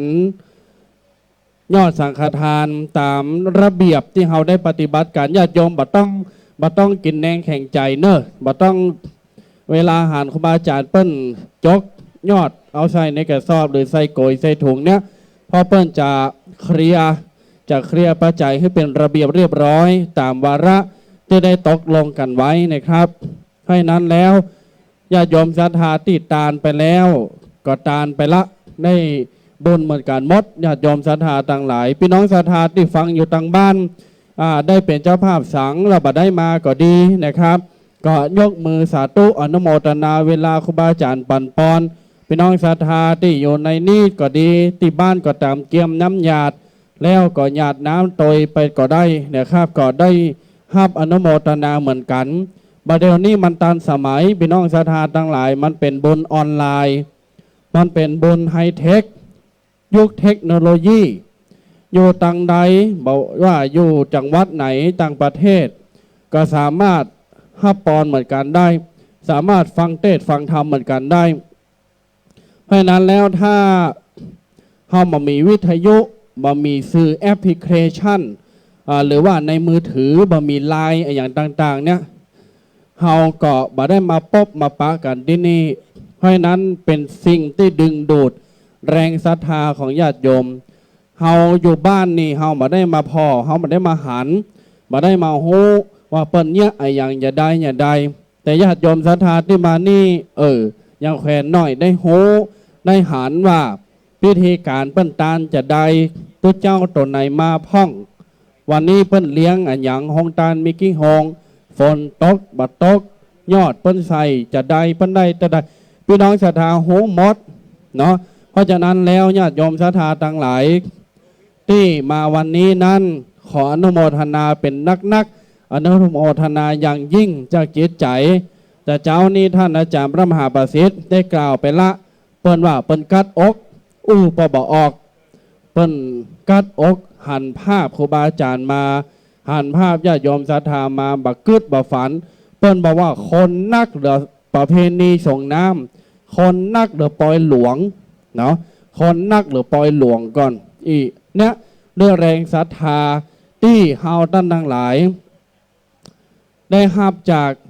สื่อออนไลน์ต่างๆวิทยุไลน์มือถือบัดเดี๋ยวนี้ท่านทั้งหลายก็ซ่อมห้องอยู่ที่บ้านเวลาโคซกเวลาตุเจ้าพี่น้องศรัทธาก็ได้กึดภาพโดยว่าบัดเดี๋ยวนี้เปิ้นเนี่ยอย่างอยู่ก็ได้ฮู้เป็นอย่างเนี่ยญาติโยมศรัทธามันทำให้พระพุทธศาสนามันทำให้ธรรมะของพระสัมมาสัมพุทธเจ้ามันทำให้การเทศธรรมการเผยแผ่ธรรมของครูบาอาจารย์ตั้งหลายทุกรูปที่นั่งเนี่ยได้ก้าวไก่ได้ซึมซับซึมแทรกไปทั่วทุกสารทิศทั่วทุกจังหวัดทุกอำเภอเพราะฉะนั้นแล้ววิทยุนี่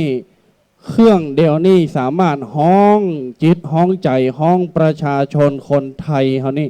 ห้องคนตุ๊ดเขามันนั่งมารวมกันที่นี่เป็นจุดศูนย์กลางจุดเดียวถือว่ายอดเยี่ยมที่สุดเนี่ยญาติโยมจะไปประมาทมันดีก็ได้ผลดีใจดีก็ได้ผลดีใจในทางบดีไม่ก็สร้างความเสียหายสร้างความหายนะสร้างกิเลสตัณหาไปเพราะนั้นแล้วญาติโยมศรัทธาสาธุชนทั้งหลาย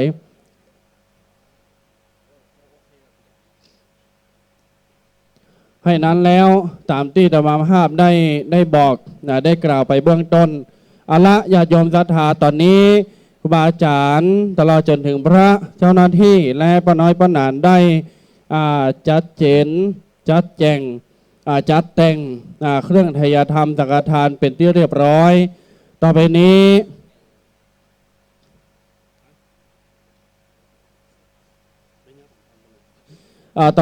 ้จะได้ฮับปอนจากครูบาอาจารย์พระเจ้าพระสงฆ์อันมีหลวงพ่อน้ำพระครูปฏิภาณธรรมทินและพระมหาเถระครูบาอาจารย์ทั้ง30กว่ารูปที่มาท่ามกลางฝูงชนฝูงศรัทธาพ่อขาวแม่ขาววันนี้พี่น้องศรัทธามีน้ำญาติตั้งจิตตั้งใจฮับอนุโมทนาปอนณโอกาสบัดนี้ไว้สาราธนาครับ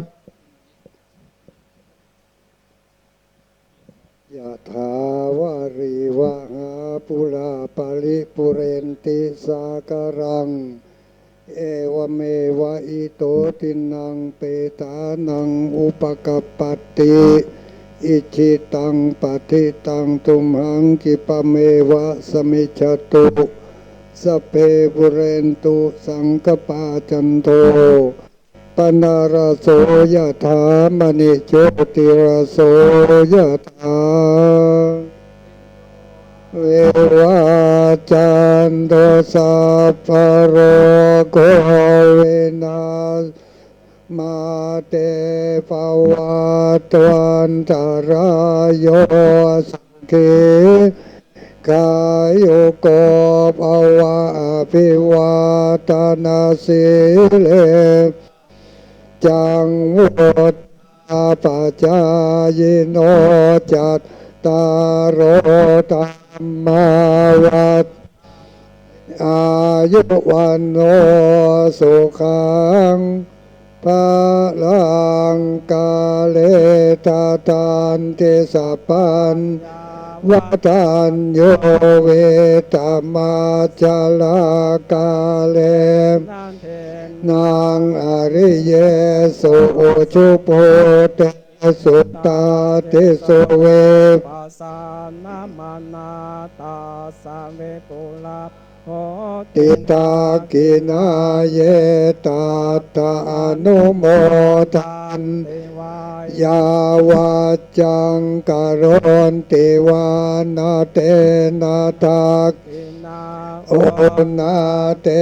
ปิปุญญาสภาคิโน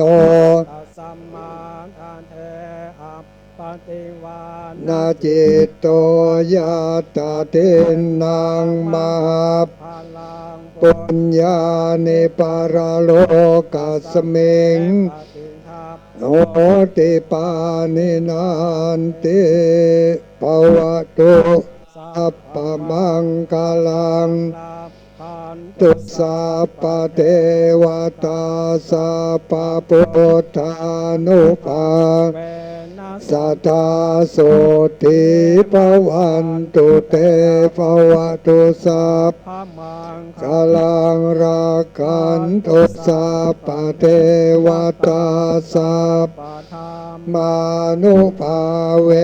นัสสัทธาโสติภวันภวตุสัพพมังคลังรักขันตุสัพพวัตตาสัพพสังฆาโนภาเวนัสสัทธาโสติภวันตุเตสาธุสาธุสาธุสงบจิตสักกรรมหนึ่งเนอญาติโยมได้รับไฟไออุ่นจุ่มอกจุ่มใจศรัทธาญาติโยมเช้าวันใหม่แล้วเสียงแจ้วไก่ขันปลุกคุณเสียงนกร้องกันให้วุ่นตื่นเถิดนะคุณอย่ามัวนิทราได้ยินนกห้องไก่ห้อง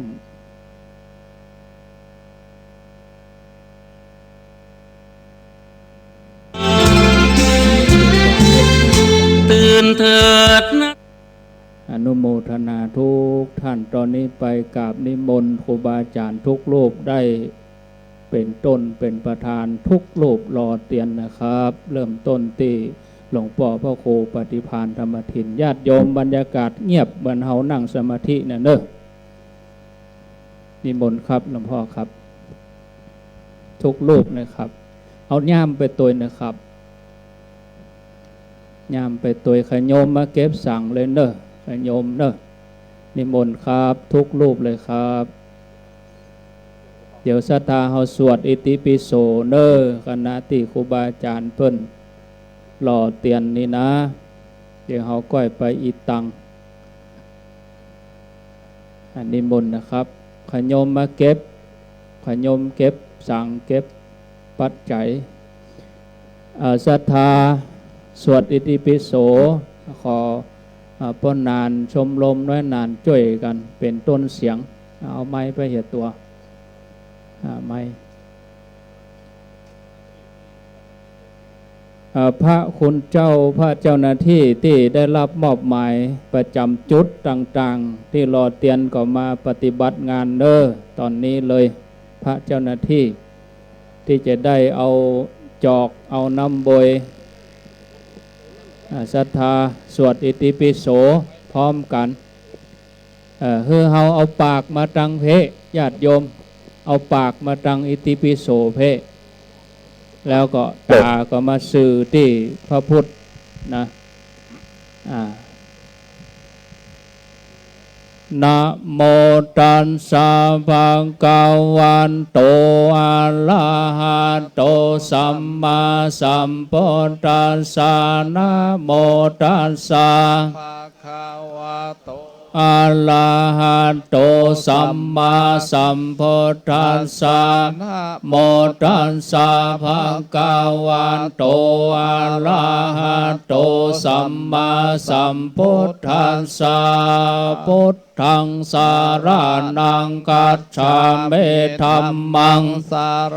นังกัจฉามิสังฆังสารนังกัจฉามิตุติยัมปิพุทธังสารนังกัจฉามิตุติยัมปิธัมมังสารนังกัจฉามิตุติยัมปิสังฆังสารนังกัจฉามิตติยัมปิพุทธังสารนังกัจฉามิตติยัมปิธัมมังสารนังกัจฉามิตติยัมปิขังสารนังกัจฉามิหยุดก่อนต่อไปเจิญโยมที่อยู่ไก่เวียงปะเป้าแม่แจ่มเกียมตัวโยมที่อยู่ใกล้จะไปลูกเตื้อไผ่ลูกขอฮือรู้ต้อง ฮือเปิ้นอยู่ไก่ก่อนอ้าวต่อไปแปลงตี้เปิ้นจะเตียวมาทางนั้นไอ้แม่ฮือแปลงตี้เขาจะย่ำเข้าใส่เวียงเป่าเป้าแม่แจ่มอยู่ไก่เกียมตัวอยู่ใกล้ฝั่งลูกเตื้ออิติปิโสภะคะวะอะระหังสัมมาสัมพุทโธเวชชาจารณะสัมปันโนสุขโตโลกวิทูอนุตตโลปุริสธรรมสารติสัทธาเทวมนุสานังพุทโธภะคะวะติติปิโสภะคะวะอะระหังสัมมาสัมพุทโธเวชชาจารณะสัมปันโนสุขโตโรกวิโทอนุตตโรปุริสธรรมสารติสัทธาเทวมนุสานังพุทโธภะคะวะติติปิโสภะคะวะอะระหังสัมมาสัมพุทโธเวชชาจารณะสัมปันโนสุขโตโลกวิโตอนุตตโรปุริสธรรมสารติสัทธาเทวมนุสานังพุทโธภะคะวะติติปิโสภะคะวะอะระหังสัมมาสัมพุทโธเวชชาจารณะสัมปันโนสุขโตโลกวิโตอนุตตโรปุริสธรรมสารติสัทธาเทวมนุสานังพุทโธภะคะวะติติปิโสภะคะวะอะระหังสัมมาสัมพุทโธเวชชา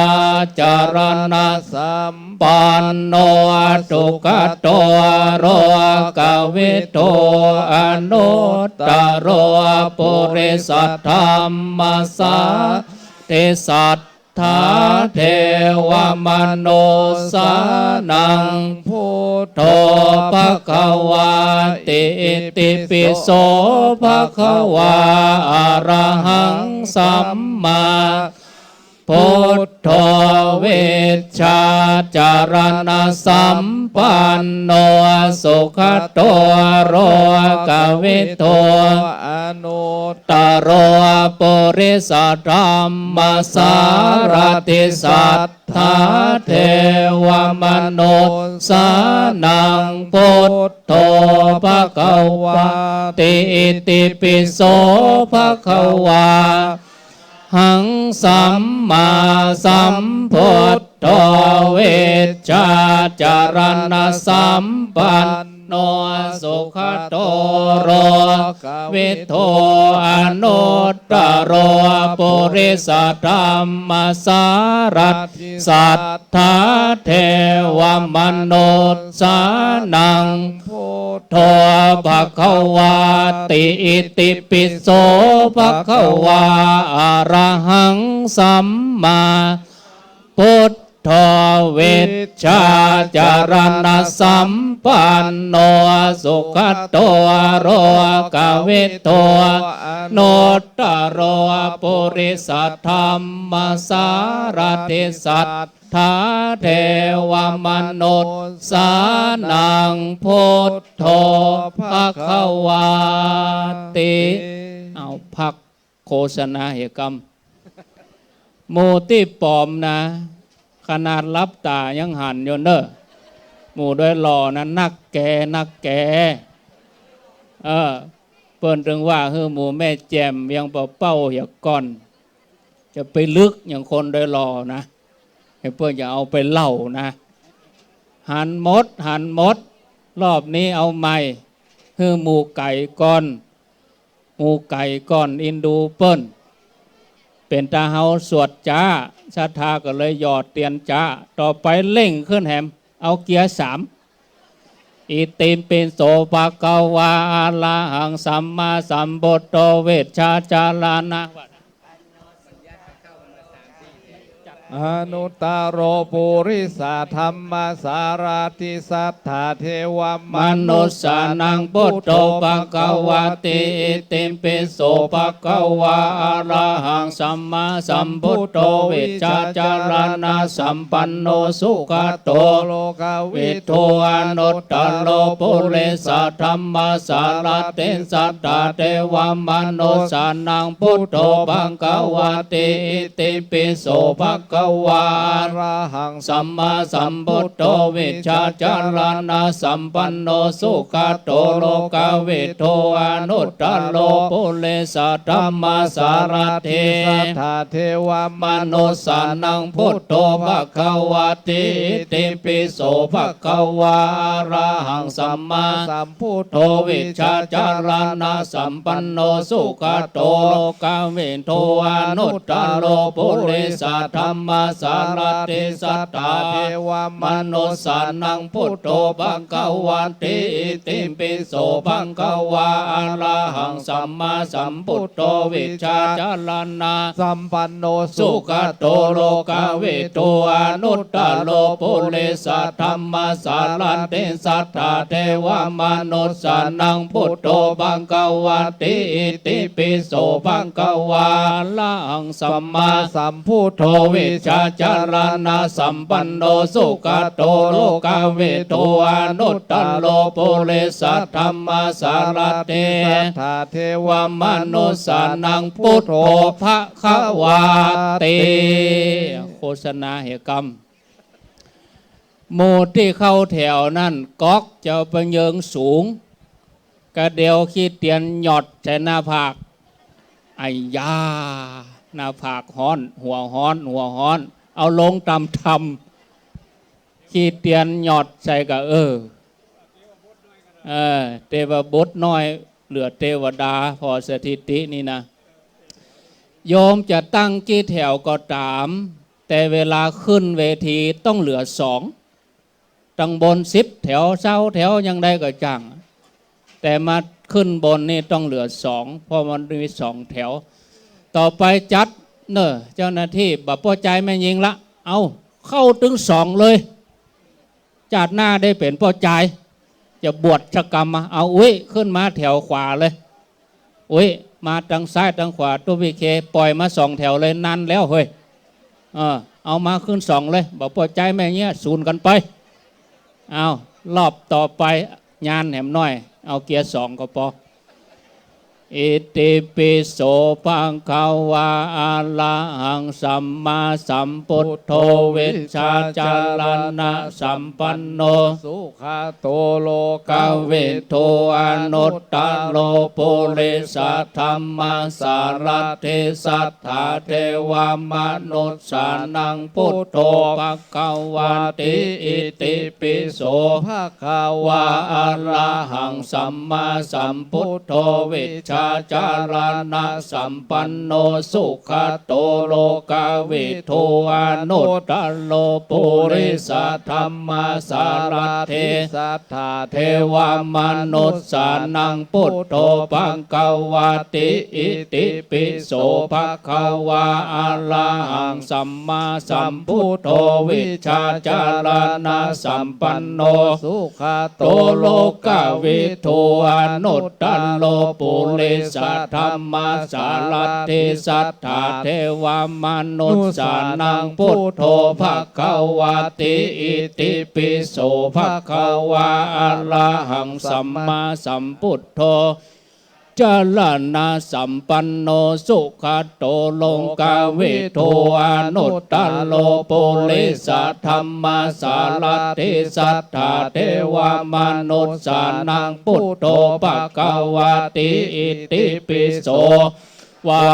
ละหังสัมมาสัมพุทโธวิชชาจารณะสัมปันโนสุขโตโลกวิทูอนุตตโลปุริสธรรมสารถิสัทธาเทวมนุษย์สานังพุทโธภะคะวะติอิติปิโสภะคะวะอะระหังสัมมาสัมพุทโธวิชชาจารณะสัมปันโนสุขโตโลกวิทูอนุตตโลปุริสธรรมสารถิสัทธาเทวมนุษย์สานังพุทโธภะคะวะติเอาพักโฆษณาเหกรรมเอาขึ้นแหมแถวก็ได้ท่านอาจารย์เวลาโยมตักน้ำขี้เพิงจะไปตักนักเดี๋ยวคนตั้งใต้เตียนจะเต็มเสียก่อนกึดอย่างเฮากินเฮ็ดทอบลิตร300นั่นเนาะจะไปใส่นักเอา2 แก่นก็พออันนี้โมบเขาใส่เอาน้อยเดียวยอดคนตั้งใต้จะบ่ได้รอบ่ถ้าตักนักจะไปตักนักเด้อเอาพอให้พอดีพอให้พอดีระมัดระวังนะป้อยแหมแถวนะเอาไก่ก็เน้อไผ่หูตัวอยู่ไก่เวียงเป่าแม่แจ่มตั้งในเวียงตั้งดอยหล่อตั้งป่าซางตั้งม่วงน้อยมะกอกตั้งดอยหล่อตั้งปักตั้งเจริญสันปะตองนี่ก็บ่ต้องฟังเต้อเปิ้นอยู่ไก่ก่อนเอาสวดต่ออันนี้เล่งน้อย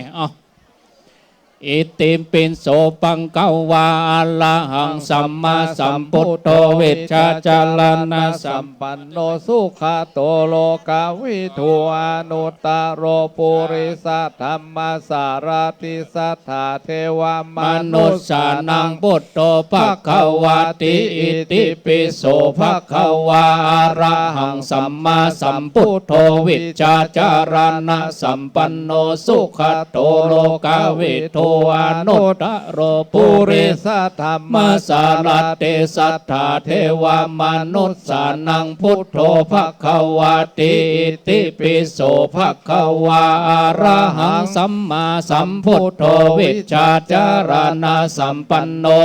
สุขโตโลกวิทูอนุตตโลปุริสธรรมสารถิสัทธาเทวมนุษย์สานังพุทโธภะคะวะติอิติปิโส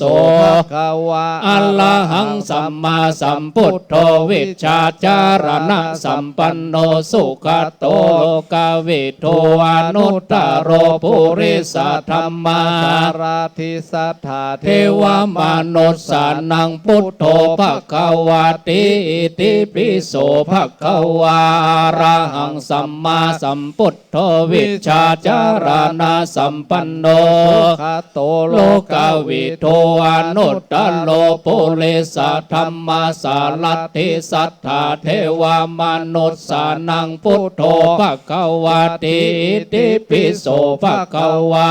ระหังสัมมาสัมพุทโธวิชชาจารณะสัมปันโนสุขโตกวิโทอนุตตโรปุริสธรรมสารัตถิสัทธาเทวามนุษย์สานังพุทโธภควาติก๊อกจะไปเอาขึ้นสูงก๊อกนั่นน่ะกระเดียวขี้เพิงหยอดใส่หัวนะเอาลงต่ำเอาลงต่ำปล่อยมาเลยสองแถวโอ้นี่หมู่แม่แจมนี่พาตีนจกเน็บดอกเอียงดอกเอียงแม่แจมเอากองเอาบรรเลงท่านเมานำสวดเลยเอาสวดว่าไปเป็นยกครูบาอาจารย์นิมนต์เลยนะครับถ้ามีธุระก็นิมนต์นะครับนิมนต์ครับกลับได้ครับนิมนต์ครับชมรมน้อยนานรออีตังวันตาให้ก่อนเนอะ เอากองว่าไปเลยเอาสวดต่อเอาจ้าหน่อยอินโดคนเท่าอิติปิโสภะคะวะอะระหังสัมมาสัมพุทโธวิชชาจารณะสัมปันโนสุขโตโลกวินโทอนุตตโลปุริสธรรมสารัตถิสัทธาเทวมนุษย์สานังพุทโธภควาติติปิโสภควาอะระหังสัมมาสัมพุทโธวิชชาจารณะสัมปันโนสุขโตกวินโทอนุตตโลปุริสธรรมสารัตถิสัทธาเทวมนุษย์สานังพุทโธภควาติติปิโสภควา